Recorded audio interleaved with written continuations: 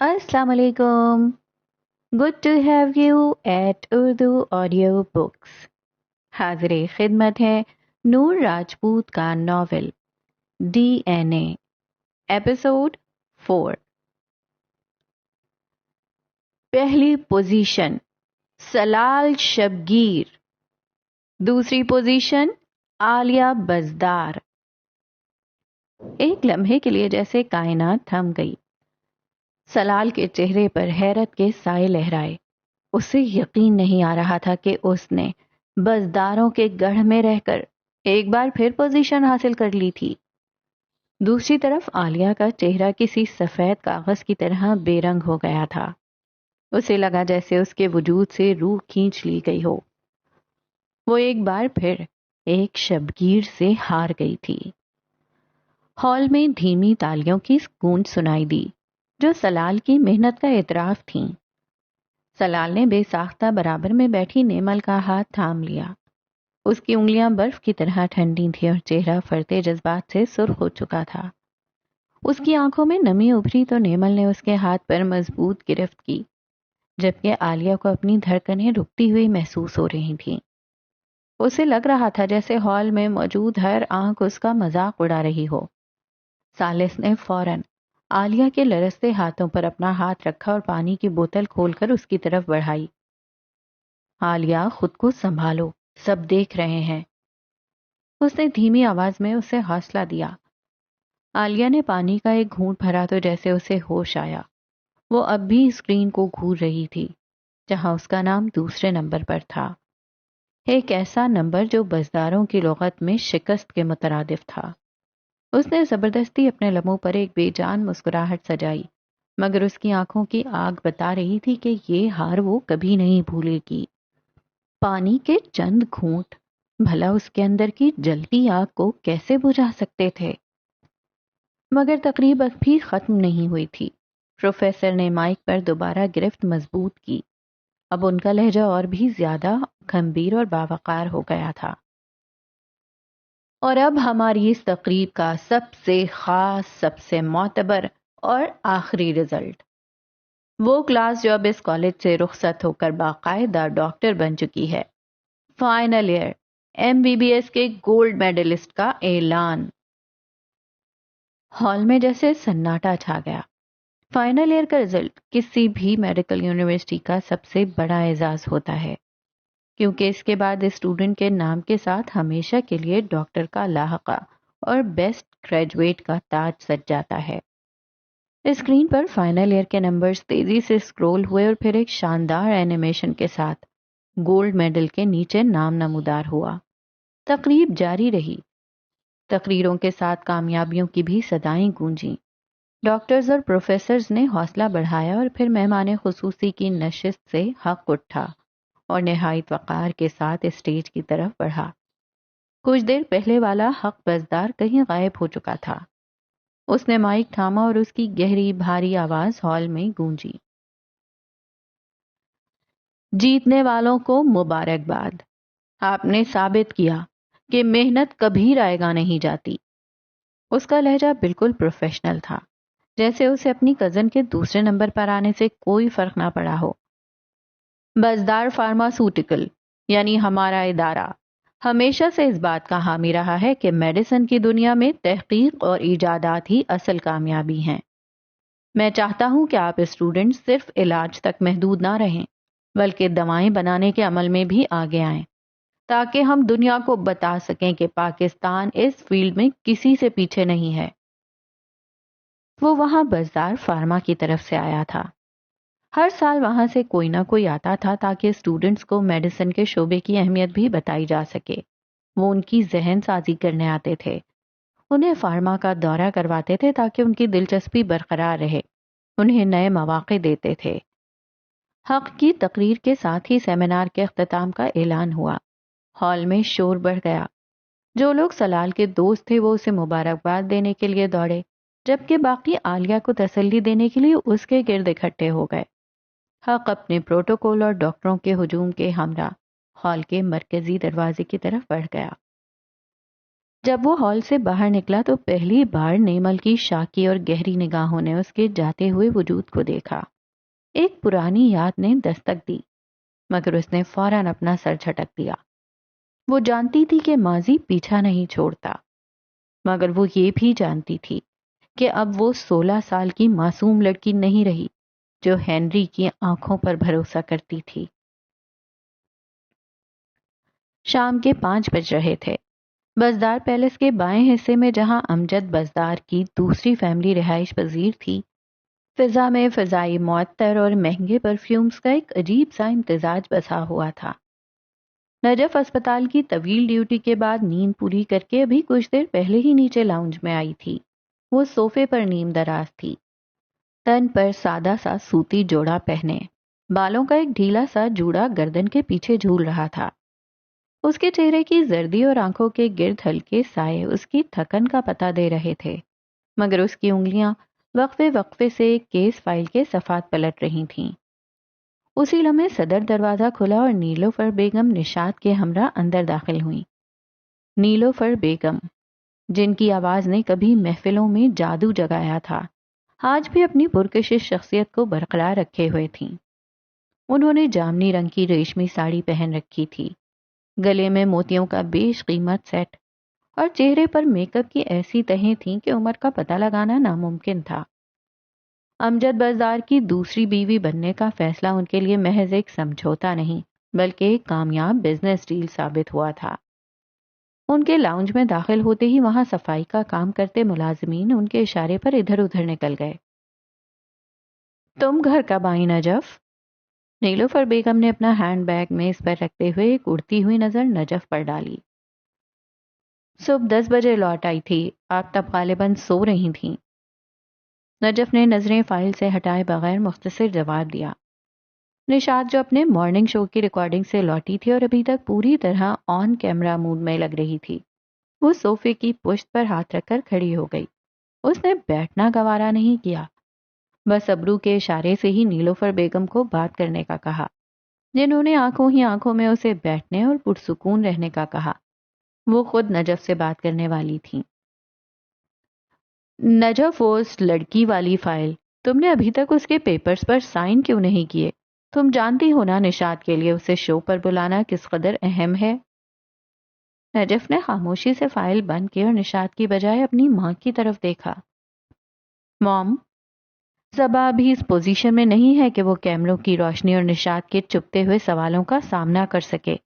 اسے ابھی medical treatment اور آرام کی ضرورت ہے، پبلسٹی کی نہیں، اور یہ بات میں کئی بار بتا چکی ہوں۔ بات کے آخر میں اس نے ایک کھولتی نظر نشاط پر ڈالی، جو اپنا گھر چھوڑ کر اکثر یہاں پائی جاتی تھی۔ اپنی عمر سے 10 سال بڑے آدمی سے اپنی مرضی سے شادی کرنے کے باوجود وہ خوش نہیں تھی۔ اس کے شکوے ختم ہی نہیں ہوتے تھے۔ نشاط اسے ایک پلیٹ فارم دے رہی ہے، اسے فنڈز ملیں گے، بزدار فاؤنڈیشن کا نام ہوگا، اور تم ایک معمولی ڈاکٹر کی طرح رکاوٹ بن رہی ہو۔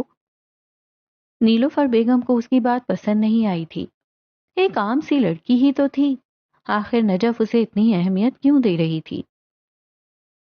میں ڈاکٹر ہوں اور صبا میری مریضہ ہے، میرا فرض اس کی صحت ہے، فاؤنڈیشن یا کسی مارننگ شو کی ریٹنگ نہیں۔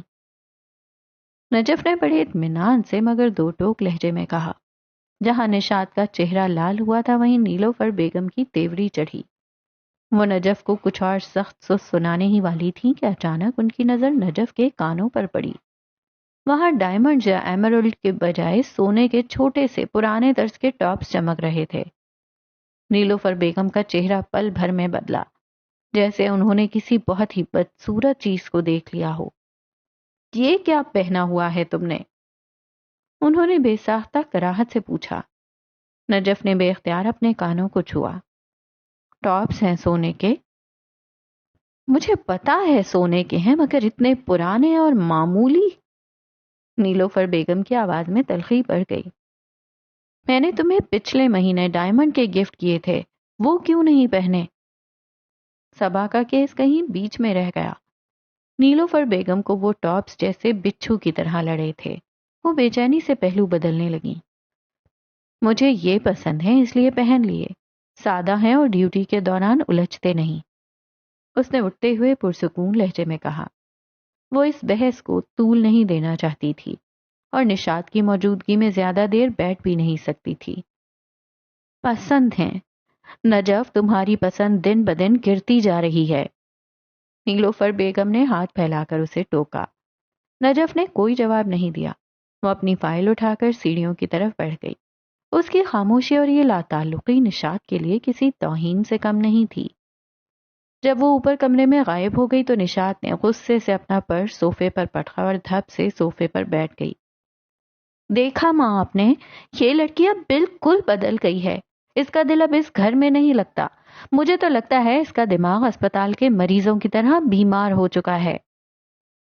نیلوفر بیگم نے گہری سانس لی اور اپنی مشابہ بیٹی کو دیکھا۔ سوچ سمجھ کر بولا کرو نشاط، اس نے موت قریب سے دیکھی ہے۔ آپ کو آج بھی اس کی زیادہ پرواہ ہے۔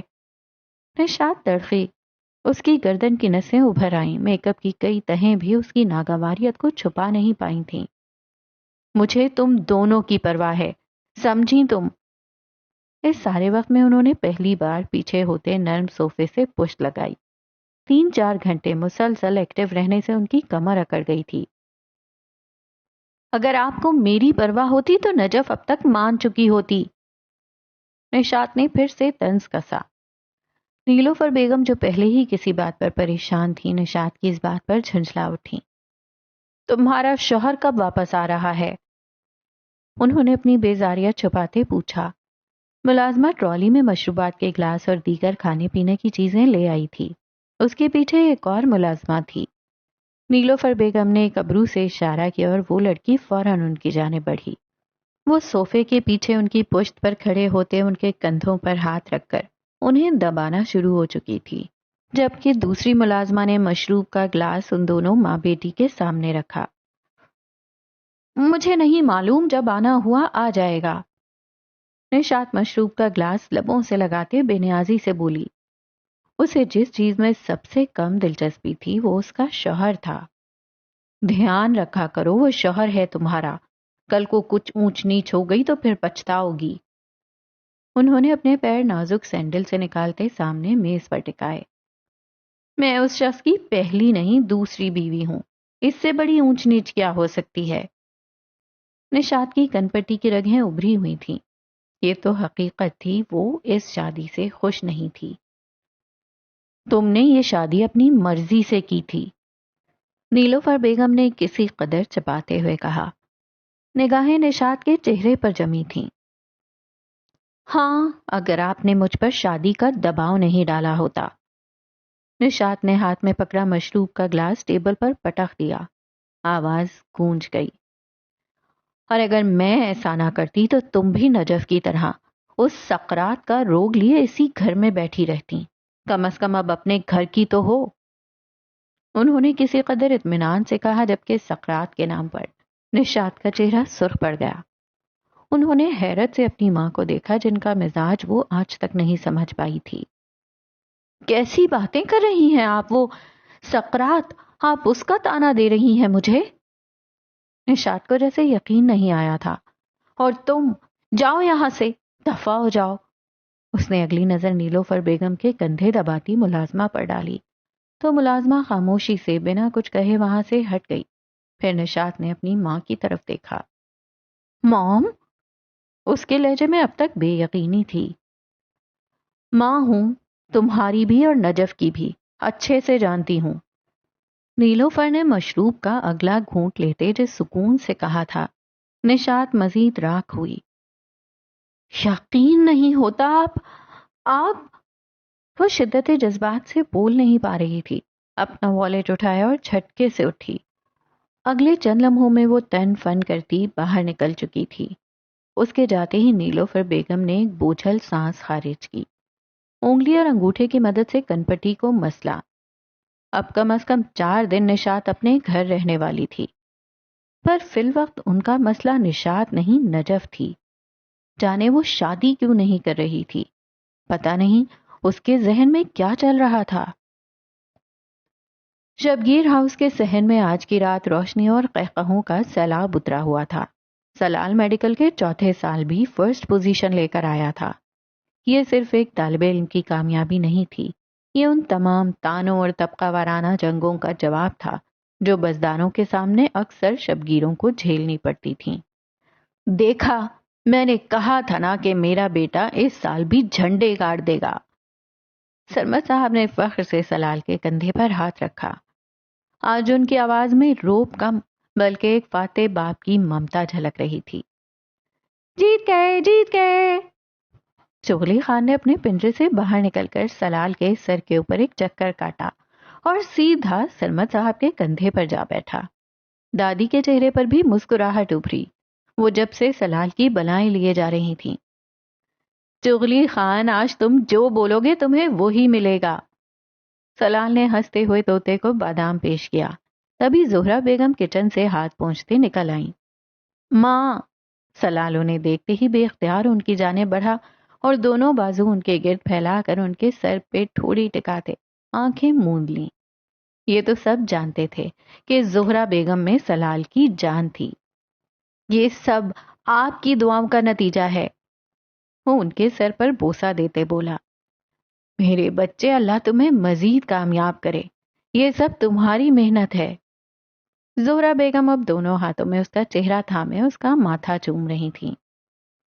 ہاں بھائی، ہمارا تو کوئی ہاتھ ہی نہیں ہے، ہم تو بس مفت میں یہاں پڑے رہتے ہیں۔ دادی کا شکوہ بجا تھا۔ وہ اپنی ماں سے الگ ہوتا واپس آ کر دادی سے دوبارہ لپٹ گیا۔ ارے نہیں دادی، آپ کو دیکھے بنا تو میری صبح نہیں ہوتی۔ ہاں، سب جانتی ہوں میں۔ دادی اور اس کے شکوے شکایات چلتے رہتے تھے۔ نوفا اور تارا اس کے لیے ایک بیگ لائی تھیں جس میں اس کے لیے شرٹس تھیں۔ پلیز اسے نامرا سے چھپا کر رکھیے گا، نوفا نے اس کے کان میں جھکتے سرگوشی کی، جبکہ تارا ان سب کو اپنے کیمرے میں ریکارڈ کر رہی تھی۔ سقراط جو اب تک خاموش بیٹھا سلال کی جیت کا یہ چھوٹا سا جشن دیکھ رہا تھا، آہستہ سے اٹھا اور سلال کے پاس آ کر کھڑا ہو گیا۔ اس نے سلال کی آنکھوں میں دیکھا، وہ آنکھیں جو صبح جلوس میں انقلابی تھیں اور اب مستقبل کے ایک کامیاب ڈاکٹر کی طرح چمک رہی تھیں۔ سقراط نے جیب سے قلم نکالا جس پر سونے کا پانی چڑھا تھا اور اس کی نوک پر ایک چھوٹا سا ہاکی گیند کی شکل میں یاقوت جڑا تھا۔ یہ ابا نے مجھے تب دیا تھا جب میں نے اپنی پہلی ہاکی لیگ جیتی تھی۔ آج یہ تمہارا ہوا ڈاکٹر صاحب، کیونکہ تم نے صرف پوزیشن نہیں لی ہے، تم نے ہمارا مان رکھا ہے۔ سلال کی آنکھوں میں نمی ابھری، اس نے قلم کو تھاما اور سقراط کے گلے لگ گیا۔ سرمد صاحب نے کچھ فاصلے سے اپنے بھائی اور بیٹے کو گلے ملتے دیکھا تو ان کے چہرے کی سختی بھی پگھل گئی۔ برسوں بعد اس گھر کی فضا میں وہ تلخی نہیں تھی جو سقراط کی واپسی پر محسوس ہوئی تھی۔ نیمل نے کچن سے ایک بڑی سی ٹرے میں کھیر لاتے ہوئے نعرہ لگایا، چاچو اب جذباتی ہونا بند کریں اور اس پوزیشن ہولڈر کے حصے کی کھیر بھی مجھے کھانے دیں۔ خبردار نیمل آپی، آج میرا دن ہے۔ سلال نے فوراً خود کو سنبھالا اور سقراط سے الگ ہوتے کھیر کی طرف پلٹ گیا۔ اسے نیمل کے ہاتھ کی کھیر پسند تھی اور آج تو نیمل نے یہ اہتمام خاص اسی کے لیے کیا تھا۔ میری کھیر کدھر ہے؟ حسب معمول نامرا سب سے آخر میں آئی تھی۔ وہ سستی کی دکان کبھی وقت پر نہیں اٹھ سکتی تھی۔ جو سلال کو گفٹ دے گا کھیر صرف اسے ملے گی۔ نیمل نے اس پر گہری نظر ڈالی تو نامرا کو اپنی بے وقوفی کا احساس ہوا۔ اس نے تو کوئی گفٹ لیا ہی نہیں تھا، مگر اگلے ہی پل اس کی نظر شاپنگ بیگ پر پڑی تو اس نے فٹافٹ اٹھا لیا۔ یہ ایک شرٹ میری، ہمیشہ کی طرح اس کی نیت خراب ہو گئی۔ ہرگز نہیں، یہ صرف میری ہیں۔ سلال وہ بیگ اس سے جھپٹ چکا تھا۔ اللہ توبہ، اتنی گندی نیت! ایسی نیت والے افراد ڈاکٹر نہیں بن پاتے۔ نامرا! زہرا بیگم نے اسے ایک گھوری سے نوازا جبکہ باقی سب نے اس کی بات پر کوئی رد عمل نہیں دیا۔ بھائی واہ، آج تو چغلی خان بھی خاموش ہو گیا۔ نیمل کو اس کی اتنی خاموشی کسی صورت نہیں بھائی۔ یہ سنتے ہی طوطے نے اپنی گردن ٹیڑھی کی اور سلال کی جانب دیکھتے ہوئے بولا، سلال سلال سلال۔ پورے گھر میں ایک بار پھر خوشیوں کی لہر دوڑ گئی اور دور آسمان پر چمکتے ستارے جیسے گواہی دے رہے تھے کہ ابھی تو یہ شروعات ہے۔ آج کی رات سلال کے نام تھی۔ شہر کے دوسرے حصے میں بزدار پیلس کی اوپری منزل پر واقع عالیہ کا کمرہ اس وقت کسی میدان جنگ کا منظر پیش کر رہا تھا۔ فرش پر قیمتی کتابیں بکھری پڑی تھیں، بیڈ کی چادر سلوٹوں کا شکار تھی اور اسٹڈی ٹیبل پر رکھا لیمپ اوندھا گرا اپنی آخری سانسیں لے رہا تھا۔ عالیہ کمرے کے بیچوں بیچ کھڑی ہانپ رہی تھی۔ اس کے بال ماتھے پر چپکے ہوئے تھے اور آنکھوں میں شکست کی وہ سرخی تھی جو خون کے آنسوؤں سے زیادہ تکلیف دہ ہوتی ہے۔ اس کے لیے یہ صرف ایک رزلٹ نہیں تھا، یہ اس کی انا کا جنازہ تھا جو سلال شبگیر نے پورے کالج کے سامنے نکالا تھا۔ وہ ایک اچاریہ سے ہار گئی تھی۔ وہ جس کے نام کے ساتھ بزدار کا لاحقہ لگتا تھا آج پھر دوسرے نمبر پر کھڑی تھی۔ کمرے کا دروازہ ایک دم کھلا اور منیبہ بزدار یعنی عالیہ کی ماں اندر داخل ہوئیں۔ کمرے کی حالت دیکھ کر ان کی ابرو تن گئی، مگر فوراً خود پر قابو پا لیا۔ انہوں نے گہرے سنہری رنگ کا ریشمی لباس پہن رکھا تھا اور ان کے چہرے پر وہی مخصوص جاہو جلال تھا جو بزدار خاندان کی خواتین کا خاصہ تھا۔ یہ کیا تماشا لگا رکھا ہے تم نے عالیہ؟ منیبہ کی آواز ٹھنڈی اور سپاٹ تھی۔ موم، میں ہار گئی۔ وہ لڑکا، وہ سلال شبگیر مجھ سے پھر آگے نکل گیا، عالیہ چلائی۔ اس کی آواز میں ہسٹیریا کی سی کیفیت تھی۔ پورے ہال میں اس کے نام کے نعرے لگ رہے تھے اور میں صرف تالیاں بجانے کے لیے وہاں کھڑی تھی۔ عالیہ کی حالت ٹھیک نہیں لگ رہی تھی، اس کا وجود کپ کپا رہا تھا۔ منیبہ بزدار 2 قدم آگے بڑھی اور عالیہ کے دونوں کندھے پکڑ کر اسے جھنجھوڑا، اسے ہوش میں لانے کی کوشش کی۔ بس کرو عالیہ، اپنی یہ حالت دیکھو۔ کیا تم چاہتی ہو کہ نیچے ڈائننگ ہال میں سب کو یہ پتہ لگ جائے کہ عالیہ بزدار ایک معمولی سے رزلٹ پر ٹوٹ گئی ہے؟ ان کے لہجے میں دہکتی ہوئی سی آنچ تھی۔ لیکن موم، عالیہ نے خالی نگاہوں سے انہیں دیکھا۔ کوئی لیکن نہیں، انہوں نے عالیہ کو ڈپٹا۔ ہارنا اتنا برا نہیں ہے عالیہ، جتنا ہار کر اپنی کمزوری کا اشتہار دینا برا ہے، سمجھ رہی ہو؟ انہوں نے پھر سے اس کے کندھوں کو جھنجھوڑا۔ نیچے تمہارے داجی یعنی امجد بزدار اور پورا خاندان انتظار کر رہا ہے۔ اگر تم اس حالت میں نیچے گئیں تو وہ سمجھیں گے کہ دشمن نے تمہیں شکست دے دی ہے۔ کیا تم سلال کو یہ جتانا چاہتی ہو کہ اس نے تمہیں اس حال تک پہنچا دیا ہے؟ عالیہ ساکت ہو گئی۔ اس کی ماں کے الفاظ کسی تعزیانے کی طرح اسے لگے تھے۔ جاؤ فوراً اپنا چہرہ دھو، میک اپ ٹھیک کرو اور وہ سیاہ سوٹ پہنو جو میں نے خاص تمہارے لیے بنوایا تھا۔ منیبہ بزدار نے اسے آئینے کے سامنے دھکیلا۔ تمہارے چہرے پر شکست کا ملال نہیں، بلکہ وہ فاتحانہ مسکراہٹ ہونی چاہیے جو یہ ثابت کرے کہ یہ پوزیشن تمہارے لیے کوئی اہمیت نہیں رکھتی۔ ہم بزدار ہیں عالیہ، ہم رزلٹ کارڈز کے محتاج نہیں، ہم اپنی حیثیت کے مالک ہیں۔ عالیہ نے آئینے میں اپنا عکس دیکھا، اس کی آنکھوں کا مسکارا پھیل چکا تھا، مگر منیبہ بیگم کی باتوں نے اس کے اندر کی آگ کو سرد کر کے اسے پتھر میں بدل دیا تھا۔ اس نے اپنی پوری ہمت جمع کرتے ایک گہرا سانس لیا اور اپنے بکھرے بالوں کو سمیٹنا شروع کیا۔ گڈ، منیبہ بیگم نے اسے سنبھلتے دیکھ کر اس کے کندھے پر ہاتھ رکھا۔ نیچے سب کے سامنے تم ایسے ملو گی جیسے تمہیں کوئی فرق نہیں پڑا۔ تم کل سلال کو مبارکباد دو گی، مگر ایسے جیسے ایک ملکہ اپنے کسی ادنا ملازم کی کارکردگی پر اسے تھپکی دیتی ہے۔ اسے احساس ہونا چاہیے کہ وہ جیت کر بھی تمہارے برابر نہیں آ سکتا۔ عالیہ نے سر ہلایا۔ اس کے اندر کا ہیجان اب ایک ٹھنڈے انتقام میں بدل رہا تھا۔ 25 منٹ بعد جب وہ منیبہ بیگم کے ساتھ سیڑھیاں اتر رہی تھی تو کوئی یہ نہیں کہہ سکتا تھا کہ یہ وہی لڑکی ہے جو 15 منٹ پہلے اپنے کمرے میں چیزیں توڑ رہی تھی۔ وہ اب ایک بزدار تھی، خاموش، مغرور اور ناقابل تسخیر۔ ڈائننگ ہال کے دروازے پر پہنچ کر منیبہ بیگم نے اسے ایک آخری بار دیکھا اور پھر اس کی جانب جھک کر دھیرے سے سرگوشی کی۔ یاد رکھنا عالیہ، بزدار کبھی روگ نہیں مناتے، وہ بدلے کی تیاری کرتے ہیں۔ عالیہ نے گردن تانی، لبوں پر ایک مصنوعی مگر پر اعتماد مسکراہٹ سجائی اور ہال کے اندر قدم رکھ دیا، جہاں روشنیوں کے نیچے پورا خاندان اس کا منتظر تھا۔ بزدار پیلس کا وہ شاہانہ ڈائننگ ہال اس وقت اپنی پوری آب و تاب کے ساتھ روشن تھا۔ دیواروں پر لگے بھاری فانوسوں کی روشنی نیچے رکھے کرسٹل کے برتنوں اور چاندی کے چمچوں سے ٹکرا کر پورے ہال کو ایک مصنوعی چمک دمک سے بھر رہی تھی۔ دسترخوان پر انواع و اقسام کے کھانے چنے جا چکے تھے، مگر فضا میں موجود خاموش تناؤ کھانے کی اشتہا کو دبا رہا تھا۔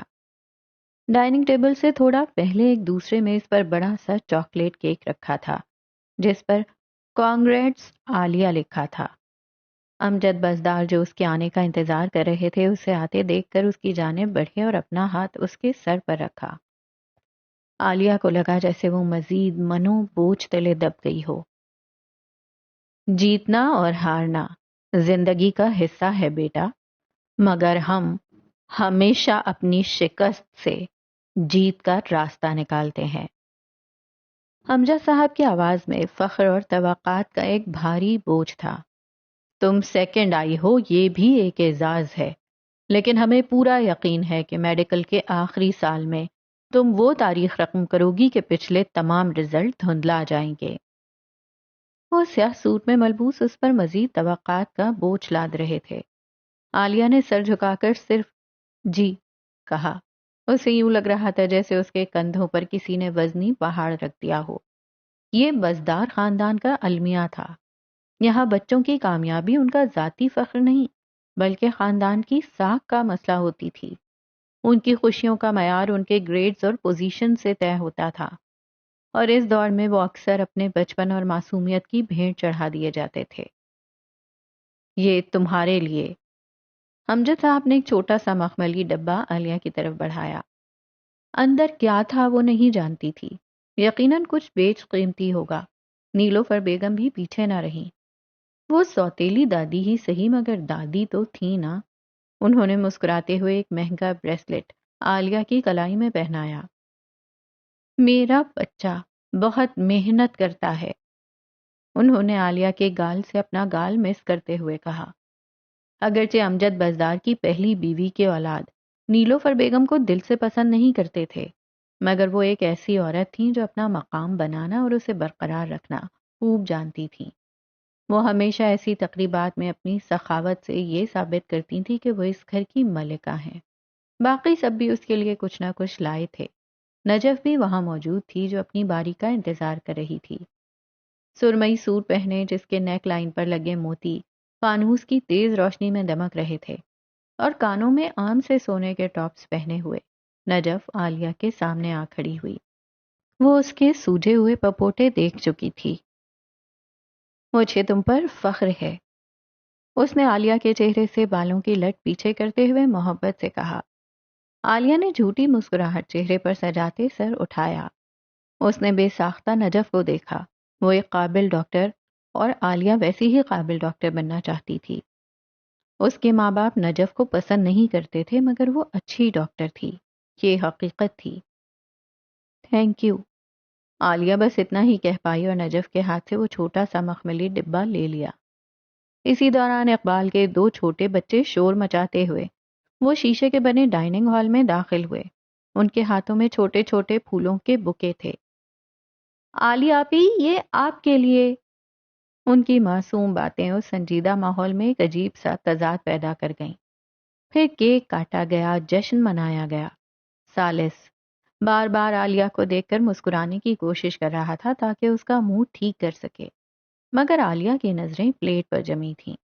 ثالث کی تمام تر نرمی اور ہمدردی وہ کام نہ کر سکی جو منیبہ بیگم کی ایک سخت ڈپٹ نے کر دیا تھا۔ عالیہ اب رو نہیں رہی تھی، مگر اس کے اندر کی خاموشی کسی بڑے طوفان کا پیش خیمہ تھی۔ شمس بزدار اور منیبہ بیگم، عالیہ اور ثالث کے والدین، دونوں ایک ساتھ بیٹھے تھے۔ سلوہ اور حق وہاں نہیں تھے۔ آج شاید حق کی ڈیوٹی اور سلوہ، وہ اب بزدار پیلس میں کم کم ہی نظر آتی تھی۔ اس شاہانہ ڈنر میں کیک کا ہر نوالا عالیہ کے حلق میں زہر کی طرح اتر رہا تھا۔ وہ جانتی تھی کہ یہ جشن اس کی کامیابی کا نہیں بلکہ اس کی شکست پر پردہ ڈالنے کی ایک کوشش تھی تاکہ ان کی کلاس برقرار رہے۔ شبگیر ہاؤس کا لاؤنج اس وقت کسی ڈیزائنر کے اسٹوڈیو کا منظر پیش کر رہا تھا۔ فرش سے لے کر صوفوں تک ہر جگہ چمکتے بھڑکیلے کپڑے، زری کے کام والے دوپٹے، بنارسی تھان اور زیورات کے ڈبے بکھرے پڑے تھے۔ نیمل کی شادی کی تیاریوں نے گھر کی خاموشی کو ایک ایسی رونق میں بدل دیا تھا جس کا انتظار زہرا بیگم برسوں سے کر رہی تھیں۔ نیمل جو اس تمام ہنگامے کا مرکز تھی، کچن سے چائے کی ٹرے اٹھائے لاؤنج میں داخل ہوئی۔ اس کے چہرے پر تھکن کے باوجود ایک آسودگی سی تھی۔ اپنی ماں اور بہنوں کو یوں چہکتے دیکھ کر اسے اپنا ہر فیصلہ درست معلوم ہو رہا تھا۔ سقراط وہاں موجود نہیں تھا، البتہ سلال تھا۔ اس کے رزلٹ کے جشن کے بعد اب ساری توجہ نیمل کی شادی کی طرف مرکوز ہو چکی تھی۔ زہرا بیگم اور دادی دونوں زیور کے ڈبے اٹھائے کچھ ڈسکس کر رہی تھیں، جبکہ کچھ فاصلے پر موجود اپنے کمرے میں بیٹھے سرمد صاحب مہمانوں کی لسٹ تیار کر رہے تھے۔ کل سب کو شادی کے کارڈ بھیجنے تھے۔ وہ فون پر کسی سے محو گفتگو تھے جبکہ لاؤنج میں نیچے میز کے گرد بیٹھے۔ سلال نے شرارت سے ایک زرق برق پیلا دوپٹہ اٹھایا، اسے گردن کے گرد لپیٹا اور ماڈلز کی طرح واک کرتے ہوئے میز کے سامنے آ کھڑا ہوا۔ گرلز سنو، تم لوگ جیسے کپڑے بنواؤ گی میں بھی بالکل اسی رنگ کے بنواؤں گا۔ تھیم سے ہٹ کر میں نہیں چلنے والا۔ اس نے ابرو اچکا کر اعلان کیا۔ اس سے پہلے کہ نامرا یا نیمل کچھ کہتیں، دادی جو ہاتھ میں زیور کا ڈبہ لیے اس کا معائنہ کر رہی تھیں فوراً بول پڑیں۔ ہرگز نہیں سلال، توبہ کرو، مرد بنو بیٹا، مرد۔ دادی اس میں مرد بننے والی کیا بات ہے؟ کیا اب میں اپنی بہن کی مہندی پر سبزی مائل کرتا نہیں پہن سکتا یا سفید کرتے پر دھانی واسکٹ نہیں پہن سکتا؟ نہیں، دادی نے سختی سے ٹوکا، یہ دھانی پیلے اور سبز رنگ لڑکیوں کے رنگ ہیں، تم سفید یا کالا پہنو جیسے مرد پہنتے ہیں۔ سلال ہنسا اور پھر دادی کے قریب جا کر ان کے کندھے پر سر رکھ دیا۔ دادی آپ کو پتہ نہیں ہے، کہتے ہیں 7 بہنوں کا بھائی بھی بہن ہی ہوتا ہے۔ میں اپنی بہنوں کے ساتھ ٹوئننگ کروں گا تاکہ تصاویر میں ہم ایک ہی ٹیم لگیں۔ وہ کہیں سے بھی جلوس کا حصہ بننے والا سلال نہیں لگ رہا تھا۔ دادی نے اسے گھورتے ہوئے تصحیح کی، مگر تمہاری تو 4 بہنیں ہیں، یہ 7 کہاں سے آ گئیں؟ سلال کی شرارت اب عروج پر تھی۔ دیکھیں دادی، گننا شروع کریں۔ ایک نیمل آپی، ایک نامرا، ایک نوفا، ایک تارا، ہو گئی 4۔ 5ویں آپ، 6ٹھی امی اور 7ویں نجف خالہ، ہو گئی نا 7 خواتین۔ اب بتائیں کیا میرا حق نہیں بنتا؟ نجف کا نام سنتے ہی دادی کے ایک گلو بند کو جانچتے ہاتھ رکے اور ان کی تیوری چڑھ گئی۔ نجف کا ذکر ان کے لیے کسی بچھو کے ڈنک سے کم نہیں ہوتا، مگر سلال جان بوجھ کر ماحول کا تناؤ کم کرنے کے لیے انہیں چھیڑ رہا تھا۔ دادی نے گلو بند واپس ڈبے میں رکھ دیا۔ زہرا بیگم نے اپنی بیٹی کے لیے زیور تو اچھا بنا لیا تھا۔ نجف کے ذکر پر دادی کچھ سخت سست کہنا چاہتی تھیں، مگر اپنی بہو کی وجہ سے جو دل سے ان کی قدر کرتی تھیں خاموش ہو گئیں۔ انہوں نے کوئی رد عمل نہیں دیا۔ باہر خنکی تھی، مگر لاؤنج کے اندر کپڑوں کی بحث اور انسانی جذبوں کی حدت نے کافی گرمائش پیدا کر رکھی تھی۔ صوفے کے نیچے قالین پر ٹیک لگائے بیٹھی نوفا اور تارا ایک ڈیزائن کیٹلاگ پر جھکی ہوئی تھیں۔ ان کی خسر پسر کب سے جاری تھی۔ اچانک ان کی دھیمی بحث نے شور کی صورت اختیار کر لی۔ نہیں تارا، یہ والا گلا عجیب لگتا ہے، ہم تلا ورک کروائیں گے۔ نوفا نے انگلی رکھ کر کہا۔ تمہیں فیشن کا فے بھی نہیں پتا نوفا، یہی ڈیزائن فیشن میں ہے اور یہی بنے گا۔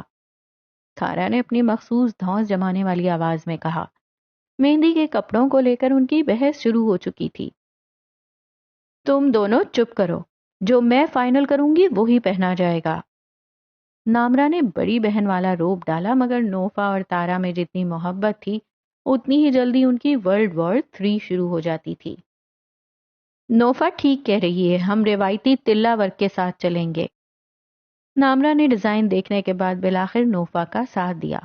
ہاں، تم بھی اس برائلر مرغی کا ساتھ دو۔ تارا چڑ کر اٹھی اور میز پر رکھا اپنا کیمرہ اٹھایا۔ وہاں سے جانے کے لیے پلٹی مگر کپڑوں کے ایک تھان میں اس کا پاؤں الجھا۔ خود کو سنبھالنے کی کوشش میں کیمرہ ہاتھ سے چھوٹا اور کچھ فاصلے پر قالین سے ہٹ کر فرش پر جا گرا۔ ایک زوردار تھپ کی آواز ابھری۔ نوفا جو اب تک تارا کے برائلر مرغی کہنے پر سلگ رہی تھی فوراً چہک اٹھی۔ بہت اچھا ہوا تمہارا یہ منحوس کیمرہ گر گیا، جان چھوٹی۔ وہ اس کی ہر چیز کو ریکارڈ کرنے کی عادت سے تنگ تھی۔ تارا کے لیے اس کا کیمرہ محض ایک مشین نہیں، اس کی روح تھی۔ اس نے تڑپ کر کیمرہ اٹھایا، اسے چیک کیا اور پھر نوفا کو ایسی نظروں سے دیکھا جیسے وہ اسے کچا چبا جائے گی۔ دکھاؤ مجھے۔ سلال نے آگے بڑھ کر اس کے ہاتھ سے کیمرہ لیا، جبکہ تارا چند لمحے خاموش رہی، جیسے اپنے ترکش سے سب سے زہریلا تیر نکال رہی ہو۔ پھر وہ نہایت سپاٹ لہجے میں بولی، اور بہت اچھا ہوا کہ تمہارا وہ حشام مر گیا۔ لاؤنج میں ایک دم سناٹا چھا گیا۔ نوفا کو اس اچانک حملے کی توقع نہیں تھی۔ وہ افسانوی کرداروں کی موت پر گھنٹوں ماتم کرتی تھی اور وہ حشام کی موت پر 3 دن سوگ میں رہی تھی۔ اس کے لیے یہ تیر نشانے پر لگا تھا۔ نوفا کا چہرہ پل بھر میں سفید پڑ گیا۔ اس کی چنی بنی آنکھوں میں پانی امڑ آیا۔ تارا تو اپنا وار کر کے کیمرہ سلال کے ہاتھ سے جھپٹتی ہوئی فاتحانہ انداز میں لاؤنج سے کمرے میں جا چکی تھی۔ سلال نے بے اختیار نوفا کو دیکھا جس کا ضبط ٹوٹ چکا تھا۔ ایسے کون کہتا ہے؟ تارا اتنی بدتمیز کیسے ہو سکتی ہے؟ اس کی آواز پھرا گئی۔ نوفا رونا مت۔ سلال کے لیے کیمرہ پیچھے رہ گیا۔ اسے اب نوفا کی پڑ چکی تھی۔ حشام، وہ باقاعدہ ہچکیوں سے رو پڑی۔ سلال اسے ساتھ لگا چکا تھا، مگر نوفا جب روتی تھی تو اسے چپ کروانا کافی مشکل ہو جاتا تھا۔ بھائی، حشام مر گیا۔ اسے حشام یاد آ چکا تھا۔ کوئی نہیں بچے، صبح اس کے ایصال ثواب کے لیے قرآن خوانی کرواتے ہیں۔ سلال نے پیار سے اسے پچکارا، جبکہ زہرا بیگم اس کارروائی سے کچھ دیر پہلے ہی اپنے کمرے میں گئی تھی تاکہ مہمانوں کی لسٹ دیکھ سکیں۔ انہیں ویسے بھی بچوں کے ڈراموں سے اب فرق نہیں پڑتا تھا، یہ ان کا روز کا کام تھا۔ نیمل نے اسے کندھے سے پکڑا، نامرا نے اسے پانی کا گلاس دیا، مگر نوفا کی سسکیاں تھمنے کا نام نہیں لے رہی تھیں۔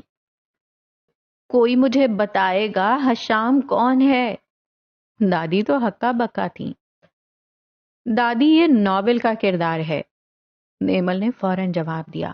نوفا ابھی بھی ویسے ہی رو رہی تھی۔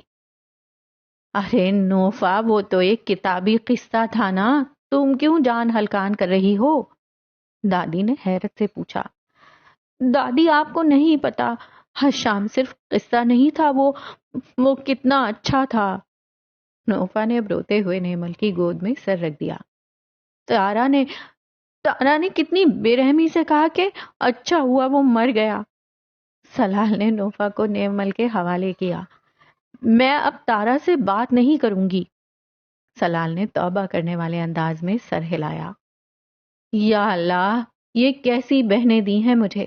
ایک کیمرے کے گرنے پر پورا گھر سر پر اٹھا لیتی ہے اور دوسری ایک فرضی کردار کی موت پر سوگ منا رہی ہے۔ نیمل نے سلال کو خاموش رہنے کا اشارہ کیا اور نوفا کے بال سہلانے لگی۔ لاؤنج کا وہ ہنگامہ، وہ رنگ برنگے کپڑے اور شادی کی تیاریاں اب ایک طرف دھری رہ گئی تھیں، اور پورا خاندان ایک افسانوی کردار کی موت کا سوگ منانے والی حقیقی لڑکی کو چپ کروانے میں مصروف تھا۔ یہ شبگیر ہاؤس کا خاصہ تھا۔ یہاں لڑائیاں بھی شدید تھیں، اور ان لڑائیوں کے پیچھے چھپی محبت بھی اتنی ہی گہری تھی۔ اچھا نوفا، بتاؤ تمہیں اگلی کتاب کون سی چاہیے؟ میں صبح لے آؤں گا۔ اسے چپ کروانے کا بس یہی ایک طریقہ تھا۔ نوفا کتابوں کے ذکر پر فوراً اٹھ بیٹھی۔ سچی؟ وہ رونا بھول چکی تھی۔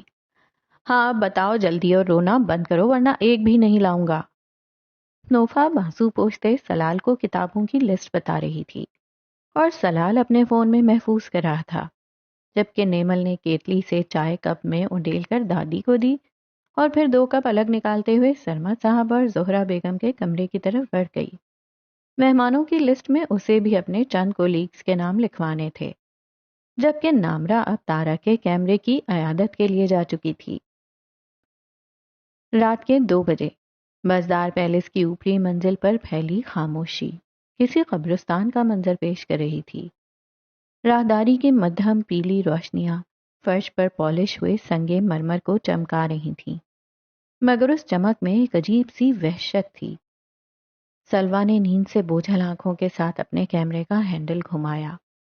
کامل کو سلانا آسان کام نہیں تھا، اس مشقت کے بعد وہ تھک جاتی تھی، اور اس وقت اسے سلا کر واپس اپنے کمرے میں جیسے ہی اس نے قدم رکھا، اس کے بڑھتے ہوئے قدم وہیں منجمد ہو گئے۔ سامنے صوفے پر بیٹھے وجود کو دیکھ کر اس کا سانس ایک لمحے کے لیے رک گیا۔ وہاں حق موجود تھا۔ وہ کچھ دیر پہلے ہی اسپتال سے لوٹا تھا۔ شب خوابی کے لباس میں ملبوس حق بزدار کو دیکھ کر لگتا تھا جیسے ابھی ابھی اس کی صبح ہوئی ہو۔ ایک ہاتھ میں میگزین اٹھائے دوسرے سے وہ گھونٹ گھونٹ کافی لے رہا تھا۔ وہ فی الوقت کافی پرسکون، حد سے زیادہ پرسکون نظر آ رہا تھا۔ اس کے چہرے پر تھکن کے باوجود ایک طمانینت تھی جو سلوا کے لیے بالکل غیر متوقع تھی۔ اس کی شخصیت کا یہی خاصہ تھا، وہ جتنا اندر سے بھپرا ہوا ہوتا، باہر سے اتنا ہی برف کی طرح ٹھنڈا دکھائی دیتا۔ آہٹ پر اس نے میگزین سے نظر اٹھا کر سلوا کو دیکھا۔ وہ نیلی آنکھیں سلوا کو اپنے اندر تک اترتی محسوس ہوئیں۔ ہائے! کافی کا گھونٹ بھرتا وہ بس یہی بولا۔ گھمبیر آواز گونج گئی۔ اس کا صرف ہائے کہنا ہی سلوا کی دھڑکن بڑھا گیا۔ اس نے بمشکل خود کو سنبھالا۔ آنکھوں سے نیند کا ایک ایک قطرہ غائب ہو چکا تھا۔ دروازہ بند کرتے وہ کمرے میں داخل ہوئی۔ حق کی نائٹ ڈیوٹی کا سوچتے ہوئے وہ سکون سے سونے آئی تھی، پر اب اسے دیکھ کر نیند کہاں آتی۔ بال باندھتے ہوئے اس نے نارمل لہجے میں کہا، میں صبح ڈیڈی کی طرف جا رہی ہوں اور کامل کو بھی ساتھ لے کر جاؤں گی۔ اس کا سراپا قد آدم آئینے میں واضح ہوا۔ نیلے رنگ کے شب خوابی کے لباس میں اس کی دودھیا رنگت دمک رہی تھی۔ حق نے اس کی بات سن کر کوئی فوری رد عمل نہیں دیا۔ اس نے کافی کا مگ میز پر رکھا۔ اس کی حرکات و سکنات میں ایک عجیب سا ٹھہراؤ تھا، جیسے وہ پہلے سے جانتا ہو کہ سلوا کیا کہنے والی ہے۔ ٹھیک ہے۔ کچھ دیر بعد اس کی آواز سنائی دی، لہجہ ہموار تھا۔ سلوا نے اسے حیرت سے دیکھا۔ اس کا خیال تھا کہ حق ہمیشہ کی طرح کوئی اعتراض کرے گا، مگر اس کا یہ سادہ سا جواب سلوا کو اندر تک کھٹک گیا۔ ڈیڈ کا برتھ ڈے ہے، اس نے اپنی بات کی وضاحت پیش کرنی چاہی۔ حالانکہ سالگرہ 2 دن بعد تھی، مگر وہ یہاں سے جانا چاہتی تھی۔ ہاتھوں پر بلا وجہ ہی موئسچرائزر لگاتے وہ کنکھیوں سے اسے دیکھ رہی تھی، جو کافی سکون سے بیٹھا تھا۔ بال نہ زیادہ گیلے تھے نہ زیادہ خشک، انہیں انگلیوں سے ہی جمایا گیا تھا۔ کشادہ پیشانی اور وجیح چہرہ۔ وہ شخص اس کا ہو کر بھی اس کا نہیں تھا، اور اب وہ سلوا کو چاہیے بھی نہیں تھا۔ اب اس سے چھٹکارا چاہیے تھا۔ اس کی بات سن کر حق اپنی جگہ سے اٹھا۔ اس کا وجود صوفے سے الگ ہوا تو کمرے کی فضا یکدم بوجھل ہو گئی۔ وہ بڑے سکون سے قدم اٹھاتا ہوا اس کے قریب آنے لگا۔ جانتا ہوں 2 دن بعد ہے۔ اس نے سلوا کے چہرے پر نظریں ٹکائیں۔ میں ضرور آؤں گا۔ وہ یوں ظاہر کر رہا تھا جیسے ان کے بیچ کچھ ہوا ہی نہ ہو، جیسے سب ٹھیک ہو۔ یہ سن کر سلوا کے ماتھے پر تیوریاں ابھر آئیں۔ حق بزدار اور مسٹر خان کی سالگرہ، یہ تضاد اس کی سمجھ سے باہر تھا۔ وہ شادی کے بعد کبھی اس تقریب میں نہیں گیا تھا۔ کیا مطلب؟ وہ پوچھے بنا نہیں رہ پائی۔ حق نے اپنے ٹراؤزرز کی جیبوں میں ہاتھ ڈالے اور اس کے بالکل سامنے آ کر رک گیا۔ ان کے درمیان فاصلہ اب چند انچ کا رہ گیا تھا۔ تمہارے خیال میں مجھے انہیں کیا گفٹ دینا چاہیے؟ کوئی نئی امپورٹڈ گاڑی یا پھر کچھ اور؟ انہیں کیا پسند ہے؟ اس نے یہ بات اتنی معصومیت اور سکون سے پوچھی جیسے وہ واقعی ایک اچھے داماد کا فرض نبھانا چاہ رہا ہو۔ مگر یہی وہ لمحہ تھا جہاں سلوا کا سب جواب دے گیا۔ وہ تپ اٹھی، اس کا خون کھولنے لگا۔ وہ حق کی ظاہری بے فکری اور پرسکون انداز سے بری طرح زٹ ہو چکی تھی۔ وہ شخص جس کی رگوں میں بزداروں کا زہر دوڑ رہا تھا، وہ اس قدر پرسکون کیسے رہ سکتا تھا؟ یہ ناٹک بند کریں! سلویٰ کی آواز غصے سے لرز اٹھی۔ اس کا چہرہ سرخ پڑ چکا تھا۔ کیسا ناٹک سلویٰ؟ حق نے اپنا سر ہلکا سا خم کیا۔ جانے کتنے عرصے بعد اس نے سلویٰ کو اس کے نام سے پکارا تھا۔ سلویٰ اپنی جگہ ساکت ہوئی۔ وہ حق کو دیکھ رہی تھی۔ وہ اس کے اس رویے کو ڈی کوڈ کرنے میں ناکام ہو رہی تھی۔ حق کی یہ خاموشی اسے خوفزدہ کر دیتی تھی۔ وہ اسے جتنا سمجھنے کی کوشش کرتی، وہ اتنا ہی ایک بند کتاب کی طرح پیچیدہ ہو جاتا۔ اس کی سانسیں اکھڑنے لگیں۔ یوں لگا جیسے کمرے کی فضا سے آکسیجن ختم ہو گئی ہو۔ وہ ایک جھٹکے سے پیچھے ہوئی جبکہ حق اپنی جگہ پر ہی کھڑا رہا۔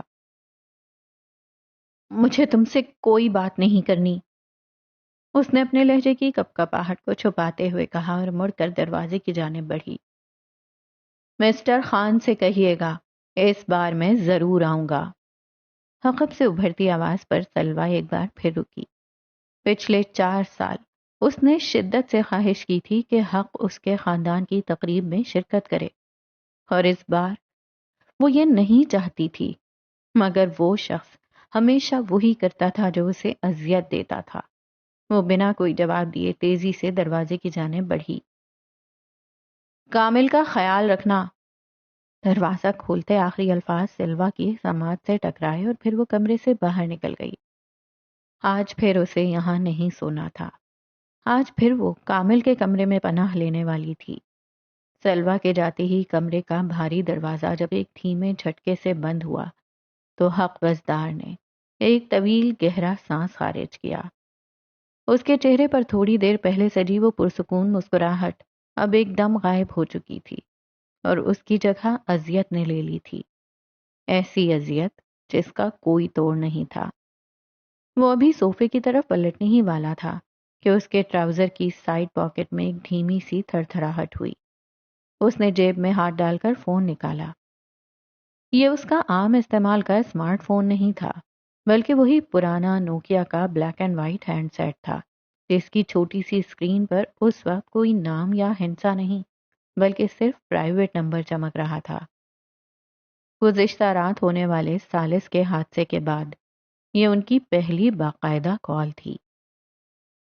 ان پراسرار مہروں نے حق سے وعدہ کیا تھا کہ وہ متعلقہ معلومات ہر قیمت تک اس تک پہنچا دیں گے، اور وعدے کے عین مطابق وہ پہنچ چکے تھے۔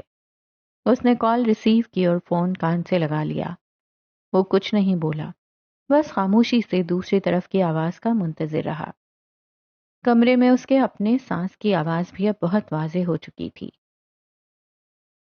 کہیے، کیسا لگا ڈیلیوری کا طریقہ بزدار صاحب؟ دوسری طرف سے ایک بھاری اور سرد آواز ابھری۔ اس آواز میں نہ کوئی خوف تھا نہ پچھتاوا۔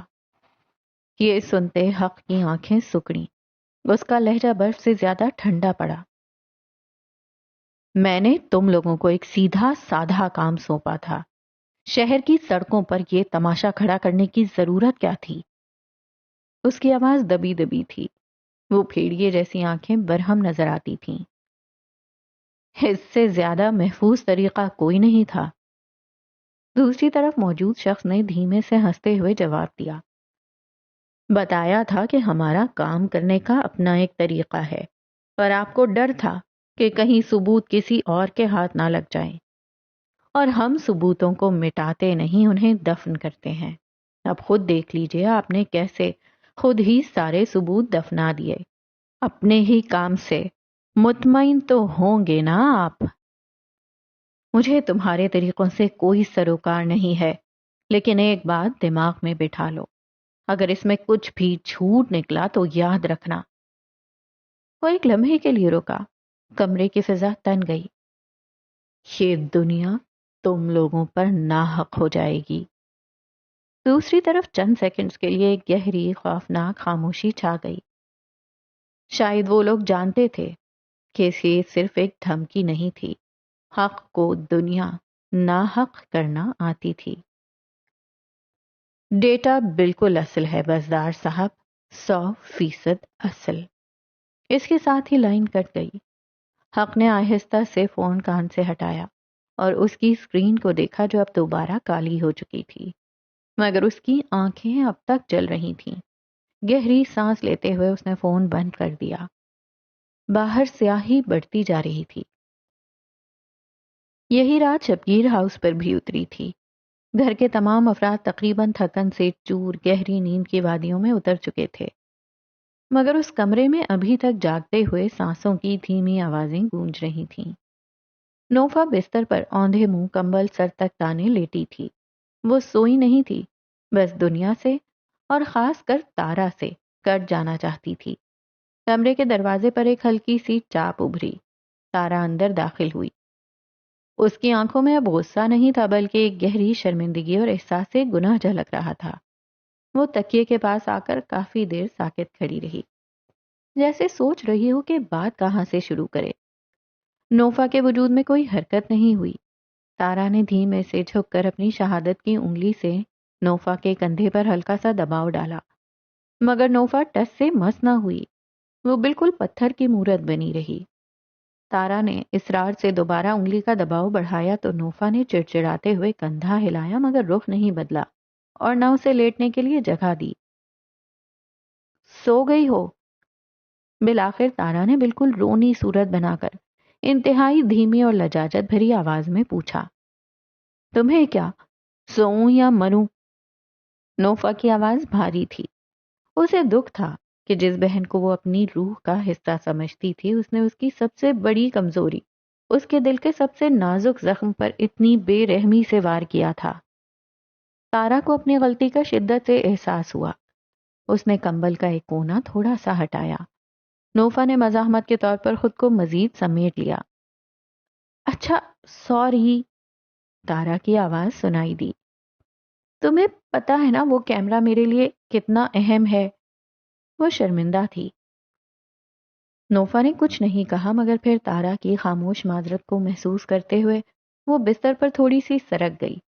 اس نے اپنا منہ اب بھی کمبل سے باہر نہیں نکالا تھا۔ تارا کے لیے یہی اشارہ کافی تھا۔ وہ فوراً اس خالی جگہ پر لیٹ گئی۔ لیٹتے ہی تارا نے ہمیشہ کی طرح اپنی ایک ٹانگ نوفا کے اوپر رکھ دی۔ تم کتنی سافٹ ہو نوفا، تارا نے اس کے کندھے پر اپنا سر ٹکاتے ہوئے لاڈ سے کہا، جیسے کچھ ہوا ہی نہ ہو۔ پیچھے ہٹو، فاصلہ رکھ کر لیٹو مجھ سے۔ نوفا نے کمبل کے اندر ہی سے کسمسا کر اسے ہٹانے کی کوشش کی، مگر تارا ٹس سے مس نہ ہوئی۔ وہ جانتی تھی کہ نوفا کا غصہ موم کا تھا، بس ذرا سی آنچ دینے کی دیر تھی۔ نوفا کسی سے ناراض نہیں رہ سکتی تھی۔ ویسے مجھے یاد آیا، تارا نے ماحول کا بوجھل پن کم کرنے کے لیے پہنترا بدلا، مجھے تم سے عنکبوت ڈسکس کرنا تھا۔ تم نے جو اس دن کہانی سنائی تھی نا، اس کے مطابق میرے ذہن میں کچھ پوائنٹس کلیئر نہیں ہیں۔ کہ تارا کی طرف سے صلح کا سب سے بڑا ہتھیار تھا۔ وہ جانتی تھی کہ نوفا کو ناول اور ان کے کرداروں سے عشق تھا۔ لڑائی بھی اسی وجہ سے تو ہوئی تھی، تو صلح کرنے کا اس سے بہتر کوئی راستہ نہیں تھا۔ ناول کا نام سنتے ہی نوفا کا ادیبانہ تجسس جاگ اٹھا۔ اس نے آہستہ سے اپنے چہرے سے کمبل ہٹایا اور رخ موڑ کر تارا کو دیکھا۔ دونوں کی نظریں ملیں تو تارا نے معصومیت سے دانت نکال دیے۔ نوفا نے ایک گہرا سانس لیا۔ اس کا غصہ پگھلنے لگا تھا۔ اس نے تارا کو سیدھے ہو کر لیٹنے کی جگہ دی، اور اب دونوں کے سر ایک ہی تکیے پر تھے۔ بتاؤ کیا سمجھ نہیں آیا؟ وہ ڈسکشن کے لیے تیار تھی۔ یہ ان دونوں کا مشترکہ کمرہ تھا، ایک بڑے سائز کا بیڈ جس پر وہ دونوں ایک ساتھ سوتی تھیں۔ کمرہ نہ حد سے زیادہ صاف تھا اور نہ پھیلا ہوا۔ اسٹڈی ٹیبل پر ان کے بیگز رکھے تھے اور ایک جانب چھوٹے سے شیلف میں نوفا نے ذاتی کتابیں جوڑ رکھی تھیں، جو سلال کے پیسوں سے آتی تھیں، کیونکہ وہ ذاتی بھائی تھا۔ روحی کس کی بیٹی ہے؟ تارا نے سرگوشی میں پوچھا۔ اس کا ہاتھ اب نوفا کے بالوں کو سہلا رہا تھا۔ اس کے اپنے بال چھوٹے تھے اور نوفا کے بال اسے پسند تھے۔ اس کے سوال پر نوفا نے چھت کی طرف دیکھتے ہوئے مدھم آواز میں جواب دیا، وہ مافیا کی بیٹی تھی جس سے منار ڈائن نے شادی کی تھی، صرف مافیا بننے کے لیے۔ اچھا، تارا نے اچنبھے سے نوفا کی طرف دیکھا. تو پھر کیا روحی اگلی ملکہ بنے گی، اچھی یا بری؟ اس سوال پر نوفا کے لبوں پر ایک مبہم سی مسکراہٹ ابھری. یہ تو اب پڑھنے والے پر منحصر ہے تارا. سب کو اپنے مطابق پرسیو کرنا ہوگا کہ وہ کیا بنے گی. بعض اوقات اندھیرے میں جنم لینے والے وجود روشنی کے محتاج نہیں ہوتے. تارا نے ایک لمبی صوتی تان کھینچی. اور فائز، کیا وہ کہانی کا اگلا ہیرو ہوگا؟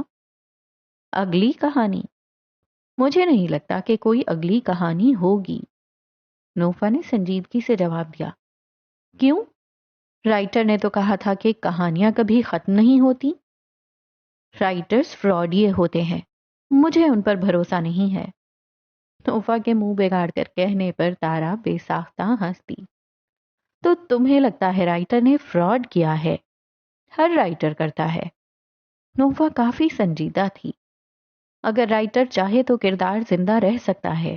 اگر رائٹر چاہے تو سب کی ہیپی اینڈنگ بھی ہو سکتی ہے، مگر نہیں.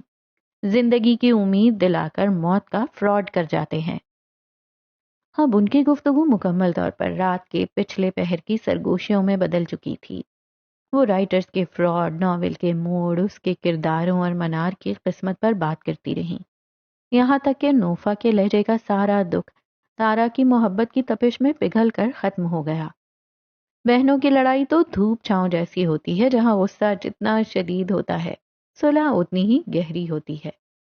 کچھ دیر بعد تارا کی طرف سے باتوں کا سلسلہ ٹوٹ گیا اور صرف ایک دھیمی سی سنائی دی. نوفا نے مڑ کر دیکھا. تارا کی بوجھل آنکھیں مون چکی تھیں اور وہ پرسکون نیند کی آغوش میں جا چکی تھی. نوفا نے مسکرا کر کمبل کو اچھی طرح تارا کے کندھوں پر پھیلایا اور اسے خود سے اور قریب کر لیا. اب اسے بھی سونا تھا.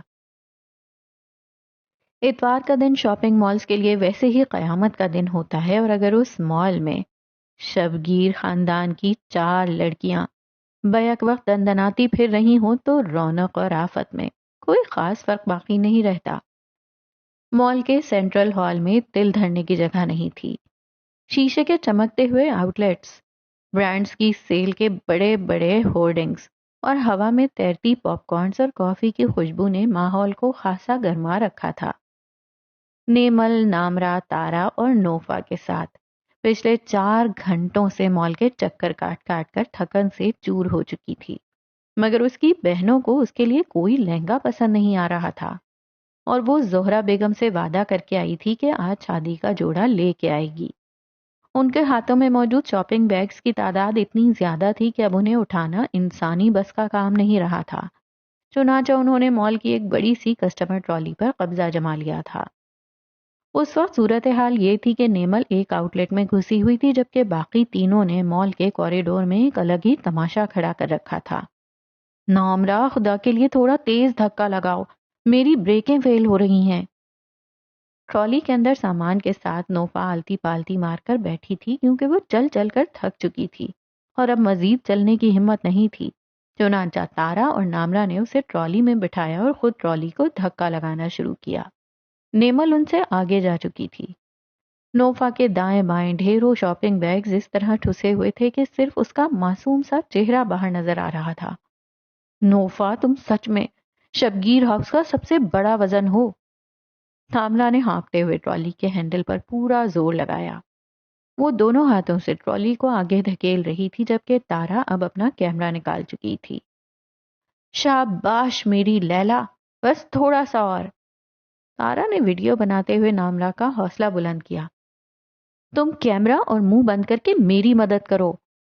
نامرا نے غصے سے تارا کو گھورا. تارا نے فوراً ہنستے ہوئے اپنا ایک ہاتھ ہینڈل پر رکھا اور دونوں نے مل کر ٹرالی کو ایک زوردار جھٹکا دیا. ٹرالی نے یکدم رفتار پکڑی اور شیشے کے چمکتے ہوئے فرش پر سنسناتی ہوئی آگے بڑھی. نوفا نے ڈر کے مارے شاپنگ بیگز کو اپنے سینے سے لگا لیا. یہاں رش قدرے کم تھا، اس لیے ان کی ٹرالی بھاگتی جا رہی تھی. این اسی وقت ایک مہنگے اور پرتعیش واچ براؤن کے آؤٹ لیٹ سے ایک باوقار شخص باہر نکلا. Yes, Dr. Hans, I want the reports by tomorrow morning. وہ حق پسدار تھا. سیاہ رنگ کے ٹراؤزر اور گہرے سرمئی رنگ کے بلیزر میں وہ ہمیشہ کی طرح حد درجہ پرکشش اور غضبناک حد تک سنجیدہ نظر آ رہا تھا۔ اس کے ایک کان سے فون لگا ہوا تھا اور وہ ہسپتال کے کسی جراحی کیس کے سلسلے میں نہایت سنجیدگی سے جرمنی کے کسی ڈاکٹر سے انگریزی میں گفتگو کر رہا تھا۔ اس کی نظریں سامنے فرش پر تھیں اور اس کی چال میں ٹھہراؤ تھا۔ اس نے ابھی جملہ پورا ہی کیا تھا کہ اچانک فضا میں ایک عجیب سی گڑگڑاہٹ گونجی، گھڑ گھڑ گھڑ۔ حق نے چونک کر سر اٹھایا۔ اس سے پہلے کہ وہ صورتحال کو سمجھ پاتا، اس کے عقابی نظروں کے سامنے ایک لوہے کی بڑی سی ٹرالی کسی بے لگام بلڈوزر کی طرح دندناتی ہوئی سیدھی اس کی طرف آ رہی تھی، اور اس ٹرالی کے عین بیچوں بیچ نوفا چھوٹی چھوٹی آنکھیں پھاڑے منہ کھولے بالکل کسی ڈری ہوئی بلی کی طرح بیٹھی تھی۔ بریک لگاؤ، سامنے بندہ ہے، بریک لگاؤ۔ نوفا کی دہائی سنائی دی۔ نامرا اور تارا کے بھی ہاتھ پاؤں پھول گئے، مگر ٹرالی کو واپس کھینچنا مشکل لگ رہا تھا۔ او مائی گاڈ، ہٹو، سامنے سے ہٹو۔ نامرا نے پورے وزن کے ساتھ ٹرالی کو بائیں طرف موڑنے کی کوشش کی، جبکہ تارا نے اپنے جوتے فرش پر رگڑ کر ٹرالی کو روکنے کا دیسی طریقہ اپنایا۔ عین اسی پل حق نے اپنی شاندار ریفلیکسز کا مظاہرہ کرتے ہوئے بالکل آخری سیکنڈ پر پیچھے قدم ہٹایا۔ ٹرالی اس کے مہنگے بلیزر کو چھوتی ہوئی ہوا کے ایک تیز جھونکے کی طرح اس کے بالکل سامنے سے گزر کر ایک زوردار چڑچڑاہٹ کے ساتھ رکی۔ شاپنگ بیگز کے اندر سے 2 پرفیوم کے ڈبے اچھل کر باہر گرے۔ پورا کوریڈور ایک لمحے کے لیے بالکل ساکت ہو گیا۔ حق نے ناگواریت سے فون کان سے ہٹایا۔ اس کی گہری آنکھیں غصے اور حیرت کے شدید امتزاج سے اب ان تینوں بہنوں پر جم چکی تھیں۔ اس کے چہرے کے تاثرات اتنے سخت تھے کہ اگر نظروں سے گولی چل سکتی تو تینوں وہیں ڈھیر ہو جاتی۔ دوسری طرف ان تینوں کی حالت دیکھنے لائق تھی۔ آس پاس سے چند گزرتے لوگ محظوظ ہوئے۔ جیسے ہی تارا اور نامرا کی نظریں حق کے تیکھے نقوش پر پڑیں، ان کے چہروں کا رنگ یکدم سفید ہو گیا۔ شرمندگی اور خوف کی ایک ایسی لہر ان کے وجود میں دوڑی کہ ان کے منہ کھلے کے کھلے رہ گئے۔ نوفا نے فوراً ایک شاپنگ بیگ اٹھا کر اپنے چہرے کے سامنے کر لیا، جیسے وہ وہاں موجود ہی نہ ہو۔ تارا نے جلدی سے نامرا کی جیکٹ کھینچی اور انتہائی دھیمی مرتی ہوئی آواز میں سرگوشی کی، جلدی سے کچھ بولو۔ وہ السلام علیکم جی، ہم بس ٹرالی کا توازن چیک کر رہے تھے۔ حق کے لیے ان چھوٹی آنکھوں والی لڑکیوں کو پہچاننا مشکل نہیں تھا۔ اس نے کوئی جواب نہیں دیا۔ تارا نے جب حق کی آنکھوں سے انگارے برستے دیکھے تو اس نے نامرا کا ہاتھ پکڑا۔ عزت سادات بچاؤ اور بھاگو۔ اس سے پہلے کہ حق اپنی زبان کھولتا، تارا اور نامرا نے بیک وقت ٹرالی کو پیچھے کی طرف گھمایا۔ نوفا نے شاپنگ بیگ کے پیچھے سے ایک آنکھ کھول کر حق کو دیکھا، اور جیسے ہی حق کی نظر اس پر پڑی اس نے فوراً دوبارہ منہ چھپا لیا۔ تارا اور نامرا نے کسی اولمپک ایتھلیٹ کی طرح ٹرالی کو موڑا اور نیمل کو آؤٹ لیٹ کے اندر ہی چھوڑ کر دوسری طرف ایسے بھاگیں جیسے ان کے پیچھے کوئی آدم خور شیر لگ گیا ہو۔ حق ان کے جاتے ہوئے وجود کو دیکھتا رہا۔ اس کے ماتھے کی رگیں تن چکی تھیں۔ اس نے اپنے دانتوں کو اس زور سے بھینچا کہ اس کے جبڑے کا ابھار واضح ہو گیا۔ چینی جاہل سالے۔ اس کے لبوں سے شدید حقارت اور غصے سے چبائے ہوئے الفاظ نکلے۔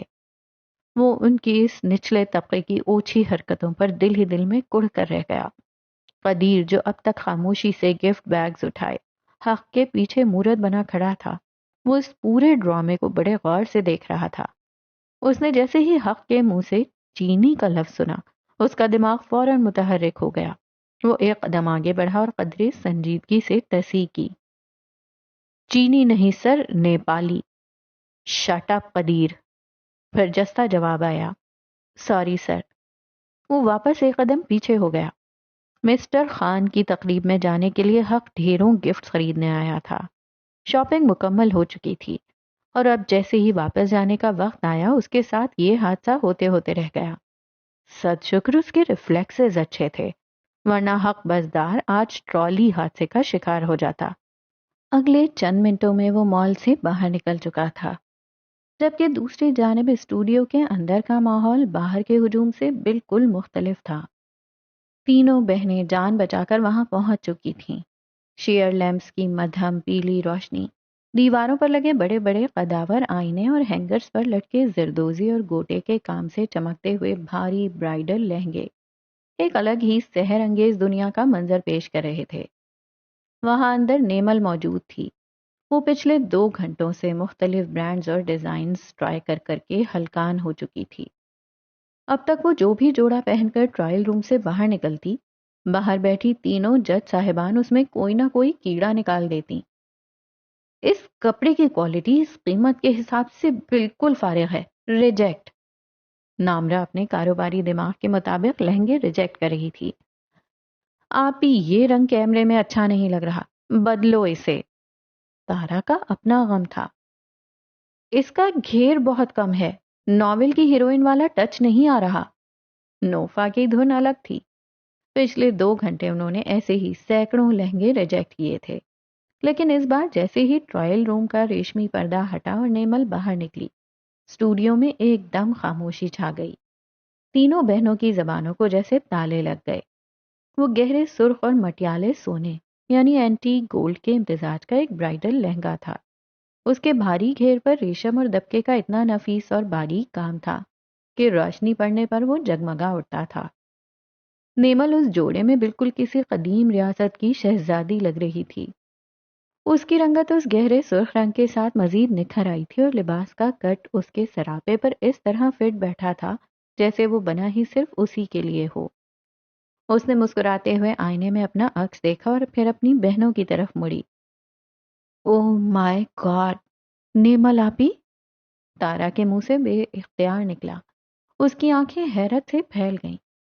نامرا نے کھڑے ہو کر لہنگے کے کام کو قریب سے دیکھا اور مسکرا کر کہا، چلو شکر ہے میرے ابا کے پیسے اب حلال ہوں گے، یہ جوڑا واقعی انمول ہے۔ بالآخر طویل جدوجہد کے بعد انہیں شادی کا وہ جادوئی جوڑا مل گیا تھا جس کی تلاش پچھلے کئی گھنٹوں سے جاری تھی۔ سیلز گرل نے جب نیمل کے چہرے کی مسکراہٹ دیکھی تو فوراً کہا، میم یہ ہمارا لمیٹڈ ایڈیشن ہے، میں اسے فائنل کر دوں؟ نیمل نے مسکرا کر اس بات میں سر ہلا دیا۔ اس کی بہنوں کو پسند تھا تو اسے بھی پسند تھا۔ ابھی وہ جوڑا پیک ہی ہو رہا تھا اور نامرا بل کاؤنٹر پر کارڈ سوائپ کروا ہی رہی تھی کہ نیمل کے ہینڈ بیگ میں رکھا فون بج اٹھا۔ اسکرین پر سلال کا نام چمک رہا تھا۔ وہ انہیں مال سے پک کرنے کے لیے باہر پارکنگ میں پہنچ چکا تھا۔ وہ انہیں 4 گھنٹے پہلے چھوڑ گیا تھا اور اب چند کام نپٹا کر انہیں لینے پہنچ گیا تھا۔ مال کے ایگزٹ گیٹ سے باہر نکلتے ہی اتوار کی سنہری شام نے ان کا استقبال کیا۔ ان سب کے ہاتھوں میں اب اتنے شاپنگ بیگز تھے کہ وہ خود ان کے پیچھے چھپ چکی تھیں۔ سلال نے وہ سارے بیگ ڈگی میں رکھے۔ نیمل آگے کی سیٹ پر سلال کے برابر بیٹھ گئی جبکہ پچھلی سیٹ پر تارا، نامرا اور نوفا کے درمیان قبضہ جمانے کی جنگ شروع ہو گئی۔ نوفا تم سیدھی ہو کر بیٹھو، تمہاری کوہنی میری پسلی میں لگ رہی ہے، نامرا نے چڑھ کر کہا۔ آپ ہی میں کیا کروں؟ تارا نے آدھی سیٹ پر اپنے شاپنگ بیگ رکھا ہوا ہے، نوفا نے بیچارگی سے جواب دیا۔ تارا کے لیے اس کا جوڑا بہت اہم تھا، اس نے ڈگی میں رکھنے سے منع کر دیا تھا۔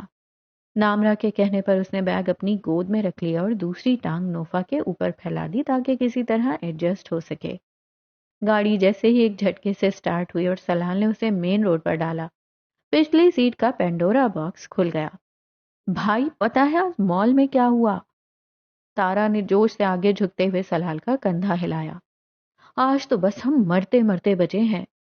کیوں، کیا ہوا؟ کوئی سیل لگی تھی اور تم لوگوں نے کسی کو کچل دیا؟ سلال نے اسٹیئرنگ گھماتے ہوئے آئینے میں تارا کو دیکھا۔ ارے نہیں بھائی، کچلنے ہی والے تھے، وہ بھی پتہ ہے کس کو؟ آپ کے فیورٹ سرجن کو، تارا نے ہاتھ نچا کر کہا۔ کیا؟ اچانک گاڑی کے سامنے آنے والے کتے کو بچاتے ہوئے سلال نے بے ساختہ بریک لگائی جس سے پچھلی سیٹ پر موجود تینوں خواتین ایک دوسرے کے اوپر جا گریں۔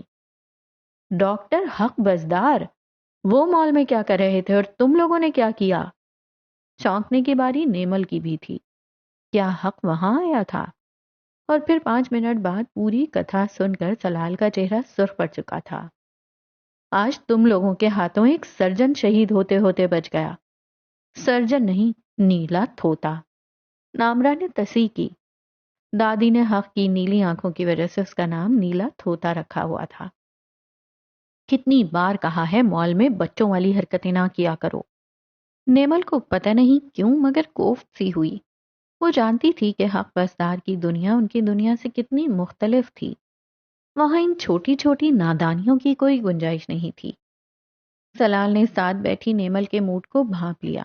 اس نے مسکراہٹ ضبط کرتے ہوئے گہرا سانس لیا۔ خیر جو بھی ہو، شکر یہ ہے کہ تم لوگوں کی شاپنگ مکمل ہو گئی۔ ابھی کہاں، ابھی تو رہتی ہے۔ تارا فوراً تنک کر بولی تو سلال نے نفی میں سر ہلایا۔ عورتوں کی شاپنگ بھلا کبھی مکمل ہو سکتی ہے؟ گاڑی اب شبگیر ہاؤس کی جانب جانے والے راستے پر مڑ چکی تھی۔ 15 منٹ کا راستہ تھا۔ پچھلی سیٹ پر بیٹھی تینوں بہنیں اب تھکن سے چور ہو کر ایک دوسرے کے کندھوں پر سر ٹکائے سستا رہی تھیں، جبکہ نیمل کسی گہری سوچ میں غرق نظر آتی تھی۔ سلال نے محسوس کیا مگر پوچھا نہیں، شاید یہ صحیح وقت نہیں تھا۔ شاپنگ مال کے شور و غوغا سے دور اب شبگیر ہاؤس پر شام کے ملگرے سائے گہرے ہو رہے تھے۔ رات کا کھانا بن رہا تھا۔ دادی اور زہرا بیگم کو ساری شاپنگ دکھانے کے بعد نیمل نے کچن کا رخ کیا اور کانچ کا صاف ستھرا پیالہ اٹھایا جس میں وہ مال کے چائنیز آؤٹ لیٹ سے خاص طور پر پیک کروا کر لائی گئی گرم گرم ڈرم سٹک سجا چکی تھی۔ اس کے ساتھ گھر میں سوپ بنایا گیا۔ سادہ سوٹ میں بالوں کو ڈھیلے جوڑے میں باندھے وہ گرم شال اوڑھتی اپنے گھر سے نکل کر گلی میں بائیں جانے بڑھی۔ اس کے ہاتھ میں ٹرے تھی۔ 4 گھر چھوڑ کر ہی وہ ایک عالی شان سی 2 منزلہ کوٹھی استادہ تھی جس کے مرکزی لوہے کے سیاہ گیٹ پر پالش شدہ پیتل کی چمکتی ہوئی تختی لگی تھی۔ سکندر ہاؤس۔ دہائیوں پہلے جب شبگیر خاندان پاکستان شفٹ ہوا تھا تب سرمد صاحب کی پھپھو اس خاندان میں بیاہی گئی تھیں۔ وہ تو آج زندہ نہیں تھیں مگر اولاد تھی اور یوں آنا جانا لگا رہتا تھا۔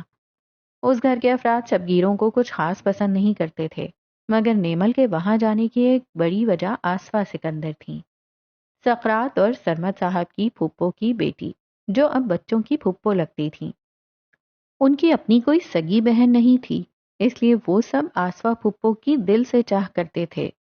یہ گھر شبگیر ہاؤس کی نسبت کافی جدید، عالی شان اور نیا لگ رہا تھا، جیسے کچھ ہی عرصہ قبل اس کی تعمیر نو کی گئی ہو۔ سچ بات تو یہ تھی کہ اس پوری لین میں سب سے قدیم گھر شبگیر ہاؤس ہی تھا، جبکہ باقی پڑوسیوں نے وقت کے ساتھ اپنے گھروں کو جدید رنگ ڈھنگ دیے تھے۔ نیمل نے گھنٹی بجائی اور کچھ دیر بعد گیٹ کھولا گیا۔ السلام علیکم چچی۔ سامنے ہی سریا بیگم کو کھڑے دیکھ کر اس نے سلام کیا۔ وعلیکم السلام نیمل، آؤ۔ سریا چچی نے قدرے حیرت سے جواب دیتے ہوئے اسے اندر آنے کا راستہ دیا۔ چند دن بعد اس کی شادی تھی اور اسے یوں اپنے گھر آتے دیکھ کر سریا چچی کو تھوڑی حیرت ہوئی۔ نیمل نے گیٹ سے اندر قدم رکھا۔ پورچ میں لگی قیمتی ٹائلز اور دیواروں پر بنے ماڈرن اسکان لیمپ گواہی دے رہے تھے کہ یہاں پیسے کی کوئی کمی نہیں تھی۔ وہ پورچ سے ہوتی ہوئی لاؤنج میں داخل ہوئی جہاں قیمتی چمڑے کے صوفے اور دیوار پر لگی بڑی اسکرین آسائش کا پتہ دے رہی تھی۔ نیمل نے ہاتھ میں پکڑا پیالہ میز پر رکھا اور ادھر ادھر دیکھتے ہوئے پوچھا، پھپھو کہاں ہیں؟ وہ خاص ان سے ہی ملنے آئی تھی۔ وہ اپنے کمرے میں ہیں، شاید نماز پڑھ رہی ہوں گی، سریا چچی نے پیالے پر نظر ڈالتے ہوئے کہا۔ آج ہم سب شادی کی شاپنگ کے لیے مال گئے تھے۔ واپسی پر مجھے چائنیز شاپ نظر آئی تو یاد آیا کہ پھپھو کو وہاں کا چائنیز بہت پسند ہے، بس اسی لیے سوچا کہ لیتی چلوں۔ وہ مستقبل کی ہونے والی روایتی شرمیلی دلہنوں کے برعکس سر پر چادر اوڑھے خود یہاں چلی آئی تھی۔ اس کی آواز اتنی واضح اور کھنکتی ہوئی تھی کہ راہداری کے اس پار اپنے کمرے میں بیٹھی وردہ نے فوراً پہچان لی۔ وہ پاؤں میں چپل اڑستی ہوئی بھاگی چلی آئی۔ واہ، آج تو بڑے لوگ ہمارے غریب خانے پر آئے ہیں۔ اس نے لاؤنج میں قدم رکھتے ہی نیمل کو دیکھ کر خوش دلی اور تپاک کا اظہار کرتے ہوئے اس کے گلے لگ گئی۔ نیمل کے لبوں پر ایک خوبصورت سی مسکراہٹ پھیلی۔ تمہاری یاد آ رہی تھی تو سوچا میں لاؤں۔ دونوں لاؤنج سے نکل کر آصفہ پھپھو کے پرسکون کمرے کی طرف بڑھ گئیں۔ اندر کا ماحول لاؤنج کی نسبت بہت پرسکون تھا۔ سنگ مرمر کے فرش پر جائے نماز بچھی تھی اور اس پر بیٹھی چاندی جیسے بالوں والی آصفہ پھپھو کا چہرہ نیمل کو دیکھتے ہی کھل اٹھا۔ انہوں نے تسبیح ایک طرف رکھی اور اٹھتے ہوئے اپنی باہیں کھول دیں۔ آؤ میری بچی۔ نیمل نے محبت سے انہیں گلے لگایا۔ پھپھو نے کھلے دل سے اس کا استقبال کیا تھا۔ انہوں نے نیمل کے دمکتے ہوئے چہرے کو اپنے نرم ہاتھوں کے پیالے میں لیا، اس کی پیشانی چومی اور دعائیں دینے لگیں۔ بہت بہت مبارک ہو نیمل، اللہ پاک تمہارے نصیب اچھے کرے، مٹی کو ہاتھ لگاؤ تو سونا ہو جائے۔ سرمد صاحب اور زہرا بیگم 2 دن پہلے ہی خود یہاں آ کر شادی کا کارڈ دے کر جا چکے تھے۔ گلی کا بچہ بچہ جانتا تھا کہ اب گنتی کے چند دن باقی تھے اور پھر شبگیر ہاؤس کی یہ مضبوط بیٹی اپنے گھر کی ہو جائے گی۔ بہت بہت شکریہ پھپھو، نیمل نے ان کے ساتھ بیڈ پر بیٹھتے ہوئے مسکرا کر کہا۔ وردہ نے فوراً سے ڈرم سٹکس کا پیالہ لا کر بیچ میں رکھا۔ خوشبو اتنی لاجواب ہے کہ مجھ سے تو ضبط نہیں ہو رہا۔ اس کی بات پر پھپھو اور نیمل دونوں مسکرائیں۔ اگلے 15-20 منٹ ان تینوں کے درمیان شاپنگ، برائڈل لہنگے اور شادی کی تیاریوں کے گرد گھومتے رہے۔ کچھ دیر بعد وردہ پیالے سمیٹتے ہوئے اٹھی۔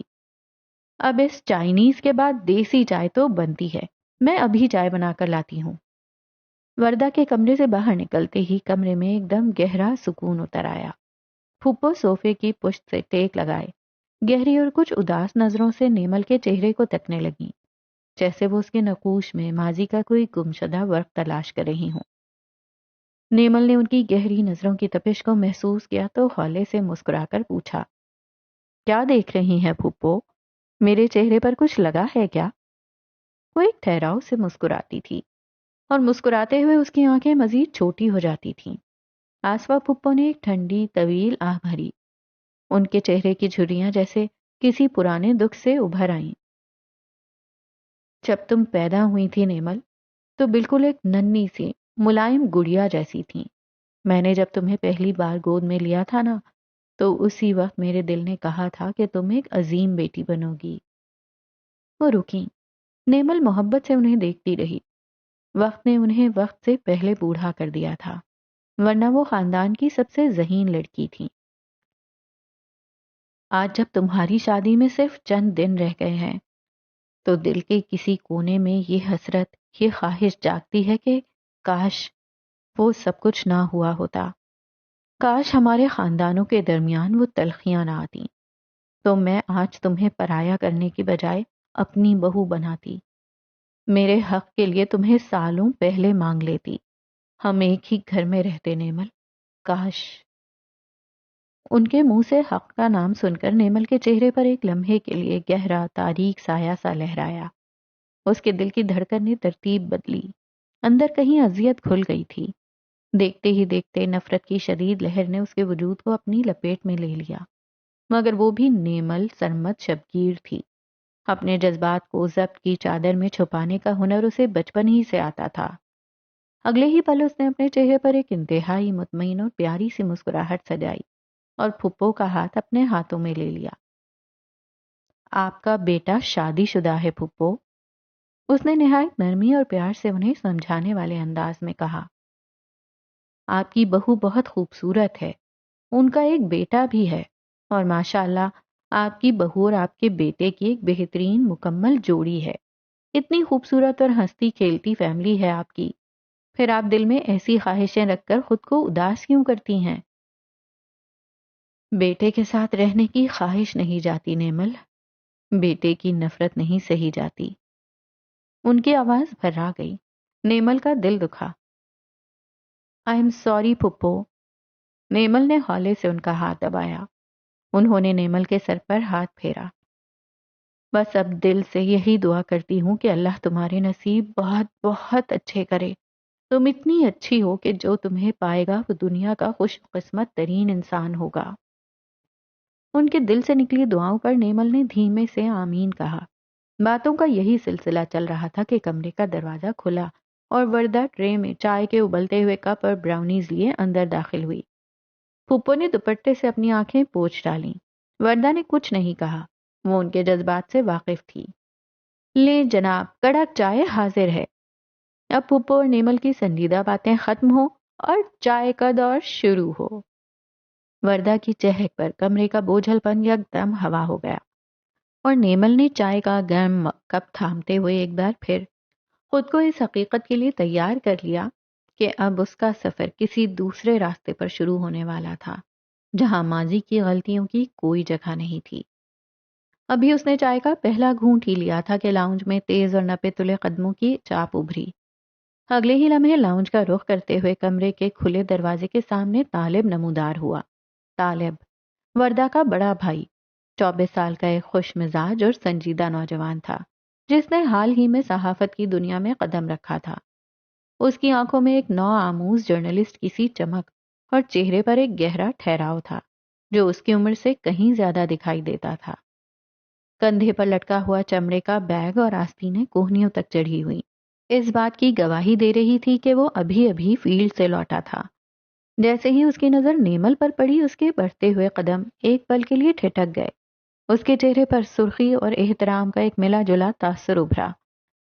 وہ نیمل سے بچپن سے ہی انسپائر تھا اور وہ اس سے ہمیشہ ایک خاص اور بے پناہ ادب کے ساتھ ملتا تھا۔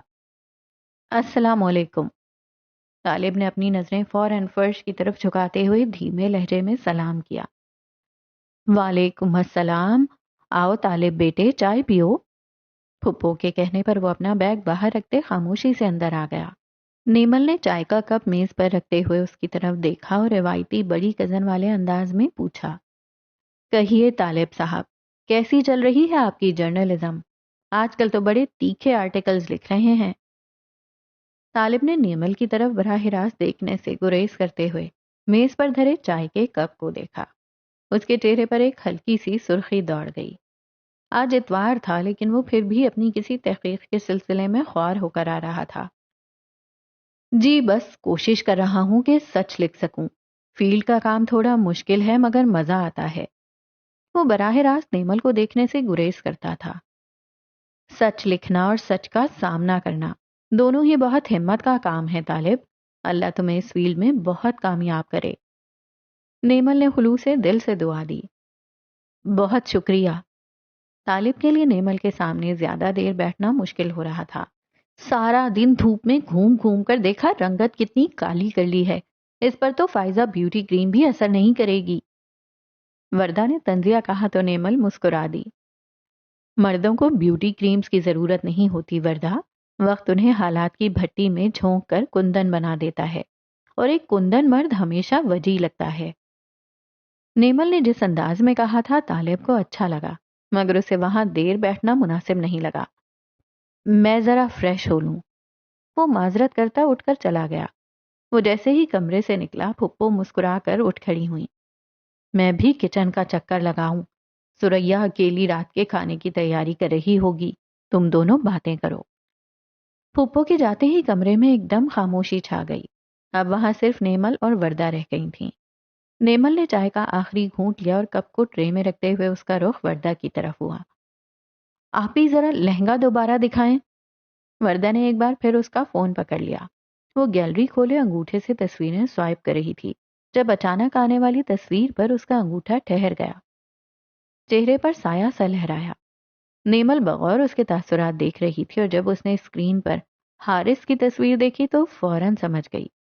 یہ حارث وہی لڑکا تھا جو کالج میں اس کا جونیئر تھا۔ نیمل نے اس کی تصویر محفوظ کر لی تھی کہ کبھی کوئی مسئلہ ہو تو اس سے نمٹ سکے۔ اس نے سوچا تھا کہ وہ وردہ سے بات کرے گی، اور اب اسے شاید وہ موقع مل گیا تھا۔ وردہ، کیا تم اسے جانتی ہو؟ نیمل نے دھیمی مگر وزنی آواز میں پکارا۔ وردہ نے چونک کر اسے دیکھا۔ میں اسے مجھے تم سے ایک ضروری بات کرنی تھی۔ نیمل نے اپنی چادر کو کندھوں پر درست کیا۔ کیا یہ لڑکا تمہیں پریشان کرتا ہے؟ نہیں، اس نے مجھے پروپوز کیا تھا، میں نے ریجیکٹ کر دیا۔ وردہ نے قدرے ناگواری سے کہا۔ تو کیا تم اس سے بات کرتی ہو؟ اس کی آواز دھیمی اور رازدارانہ تھی۔ ایک کزن، ایک رشتہ دار ہونے کی حیثیت سے نیمل کو یہ اپنا فرض لگ رہا تھا کہ وہ وردہ کو سمجھائے۔ وردہ نے جیسے ہی یہ بات سنی، اس نے ناگواری سے اپنا رخ بدلا۔ آپ ان فضول لوگوں کا ذکر کیوں لے کر بیٹھ گئیں؟ میں نے کہا نا میں ریجیکٹ کر چکی ہوں، پھر یہ سوال کیوں؟ وردہ تلخ ہوئی، البتہ اندر ہی اندر وہ خوفزدہ ہو چکی تھی۔ کیا نیمل جانتی تھی؟ اور وہ کیسے جانتی تھی؟ کیا وہ گھر میں بتا دے گی؟ نیمل نے ایک گہرا سانس لیا۔ یہ کالج میں میرا جونیئر رہ چکا ہے، اور اس کی شہرت کچھ خاص اچھی نہیں ہے۔ وہ ٹھہر کر وردہ کو دیکھنے لگی جس کے تاثرات برہم تھے۔ ریجیکٹ کرنے کے بعد بھی ہیلے بہانوں سے کام کیوں لینا وردہ؟ تم نے اسے منع تو کر دیا، مگر پھر دوستی کے نام پر تعلق یا واسطہ کیوں رکھنا؟ ہر وہ شخص جو ہماری طرف مسکرا کر دیکھتا ہے، ہم سے بات کرتا ہے، وہ ہمارا دوست نہیں ہوتا۔ دنیا بہت بدل گئی ہے آپی، آپ تو ایسی دقیانوسی باتیں مت کریں، اچھی نہیں لگتی۔ کیا اب ہم لڑکیاں دوستی کا مارجن بھی نہیں رکھتی؟ وردہ نے اپنی صفائی میں یہی کہا۔ دنیا لڑکیوں کے لیے کبھی نہیں بدلتی وردہ، دنیا لڑکیوں کو مارجن نہیں دیتی، تم بھی کسی کو مت دو۔ نیمل کے یہ الفاظ اتنے وزنی تھے کہ وردہ کے پاس کہنے کو کوئی لفظ باقی نہیں رہا۔ وہ بس خاموشی سے سر جھکائے نیمل کی بات سنتی رہی۔ اسے اپنی غلطی کا اندازہ ہو رہا تھا، پر شاید وہ ماننے کو تیار نہیں تھی۔ لو بھلا، کسی سے دوستی کا تعلق رکھنا بھی برا ہوتا ہے؟ کیا لڑکیاں اتنا سا مارجن بھی ڈیزرو نہیں کرتی؟ مجھے پتا ہے تم سمجھدار ہو، پر پھر بھی سنبھل کر رہنا۔ نیمل بیڈ سے اٹھی، اس نے اپنی چادر کو سر پر ڈالا۔ وردہ نے اسے مزید بیٹھنے کا نہیں کہا، اس کا دل بددل ہو چکا تھا۔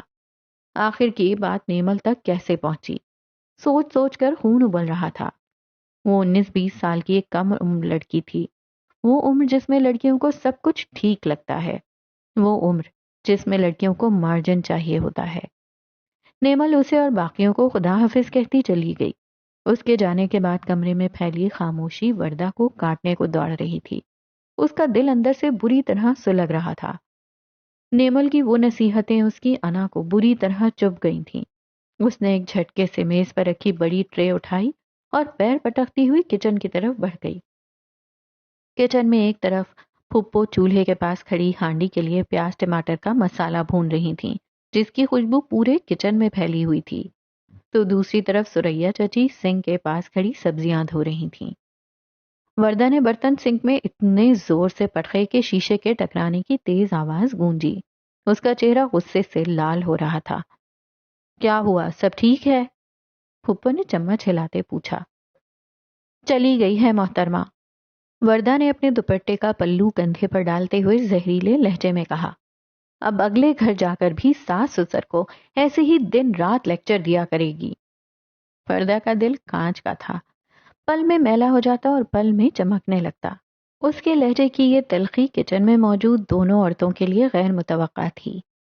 سریا چچی نے، جن کے کان ایسی باتوں کے لیے ہمیشہ کھڑے رہتے تھے، فوراً ہاتھ میں پکڑی چھری ایک طرف رکھی اور مڑ کر وردہ کے قریب آئیں۔ کیا ہوا وردہ؟ کچھ کہا ہے کیا اس نے تمہیں؟ انہوں نے دبی آواز میں پوچھا، جیسے کوئی بہت بڑا راز اگلوانا چاہ رہی ہوں۔ وردہ کا دل اس وقت نیمل کے بارے میں بہت برا بولنے کا کر رہا تھا، مگر وہ براہ راست اپنی چوری کا ذکر نہیں کرنا چاہتی تھی، اس لیے اس نے بڑی چالاکی سے بات کا رخ موڑ دیا۔ اسے معلوم تھا کہ نیمل کے خلاف اپنی ماں کو کیسے چنگاری لگانی ہے۔ باقی کا پورا بارود سمیٹنا سریا بیگم کا اپنا موروثی کام تھا۔ کہنا کیا ہے امی، اپنی شادی کا جوڑا تو ایسے دکھا رہی تھی جیسے دنیا میں پہلی بار کسی نے سرخ لہنگا دیکھا ہو۔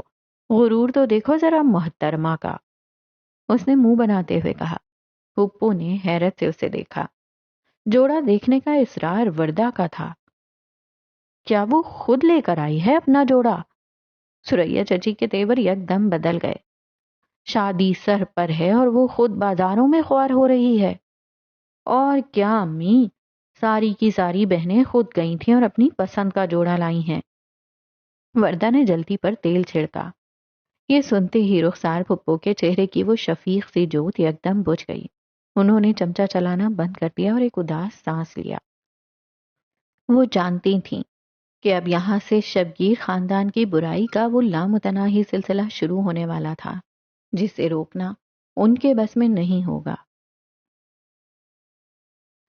تو یہاں میں روکتی ہوں آج کی ایپیسوڈ کو، اور آج کے ایپیسوڈ میں پتہ ہے میں نے کیا چیز مس کی؟ جی جناب، تو وہ کوئی چیز نہیں ہے، ایک کیریکٹر ہے، اور وہ ہے سقراط شبگیر۔ تو آج کے ایپیسوڈ میں اس کا کوئی پارٹ مجھے نہیں نریٹ کرنے کو ملا، آپ کو بھی سننے کو نہیں ملے گا، اور مجھے لگتا ہے آپ بھی مس کرنے والے ہیں اسے۔ لیکن بڑی مزیدار ایک انٹری ہوئی ہے سکندر فیملی کی۔ اب یہاں پہ ہم نے دیکھا ہے حق بزدار کی والدہ کو. تو یہ جو آسفا پھپھو ہیں یہ حق بزدار کی والدہ ہیں اور حق بزدار ان سے ناراض ہے. کیوں ناراض ہے یہ نہیں پتا. آپ کو پتا ہے تو مجھے ضرور بتائیں کہ حق بزدار اپنی والدہ سے کیوں ناراض ہے. اچھا ایک چیز جو میں نے اس ایپیسوڈ کے سٹارٹ میں ہی محسوس کی وہ ایک میسج تھا جو نور راجپوت کی طرف سے دیا گیا ہمیں اور خاص طور پر ان بچیوں کو جو اس وقت میڈیسن پڑھ رہی ہیں کہ ریسرچ بہت امپورٹنٹ ہے. مطلب یہ کہ صرف میڈیسن پڑھ لینا اور پھر پریکٹسنگ ڈاکٹر ہو جانا is not the and of a doctors life, بلکہ یہ ریسرچ جو ہے فارماسیوٹیکل کمپنی میں میڈیسن کے تھرو اور باقی آئی ڈونٹ نو جو جو فیلڈس ہیں میڈیسن کی ان میں ریسرچ کرنا بہت امپورٹنٹ ہے. اینڈ ایز اے پاکستانی آئی فیل کہ ہمارے ہاں ریسرچ کی بہت کمی ہے. واپس آتے ہیں ناول کی طرف. تو حق بزدار کی جو وائف ہے سلوا کی فیملی جو ہے وہ کون ہے ابھی یہ ڈسکور نہیں ہوا. ابھی یہ پردہ پڑا ہے ہماری آنکھوں کے سامنے اور حق نے اب تک کوئی کسی بھی تقریب میں اپنی سسرال میں شرکت نہیں کی ہے. دس از دا فرسٹ ٹائم کہ وہ اپنے سسر کی برتھ ڈے میں شریک ہونے کے لیے جا رہا ہے. آبویسلی کسی اچھے موڈ کے ساتھ تو نہیں جا رہا، کوئی نہ کوئی تو وہاں پہ کھڑاک پھیلا کے آنا ہی ہے اس نے، ایسا میں ازیوم کر رہی ہوں. اب آئی ڈونٹ نو کیا ہوتا ہے لیکن لگتا ایسا ہی ہے. اور پھر یہ جو بندہ ہے نا جس نے اس سے وہ انویلپ بھجوایا تھا اور اس طرح ایکسیڈنٹ کے تھرو بھجوایا تھا، یہ بندہ کون ہے؟ یہ مجھے مسٹری لگ رہی ہے کہ یہ بندہ نا کوئی انہی کی فیملی میں سے کوئی نکلنے والا ہے. تو اب 2-3 سوال تو میں نے یہاں پہ اٹھا دیے ہیں کہ جناب حق بزدار کا اپنی والدہ سے کیا کلیش ہے، اور جس نے انویسٹیگیٹ کیا مطلب وہ جو ڈیٹیکٹیو تھا جس نے یہ ساری سلوا کے بارے میں معلومات اکٹھی کی تھیں اور پھر وہ انویلپ بھیجا تھا، وہ بندہ کون ہے. اور تیسری بات یہ ہے کہ سلوا کا اپنی ماں کے ساتھ ساتھ اپنے سسر سے بھی کلیش ہے، تو وہ کیا ہے. تو دیکھتے ہیں آگے چل کے کہانی کیسی نکلتی ہے. لیکن اگر آپ کو ان ساری چیزوں کے بارے میں آپ کوئی گیس کر رہے ہیں، کوئی تھیوری ہے تو ضرور بتائیے گا. اللہ حافظ.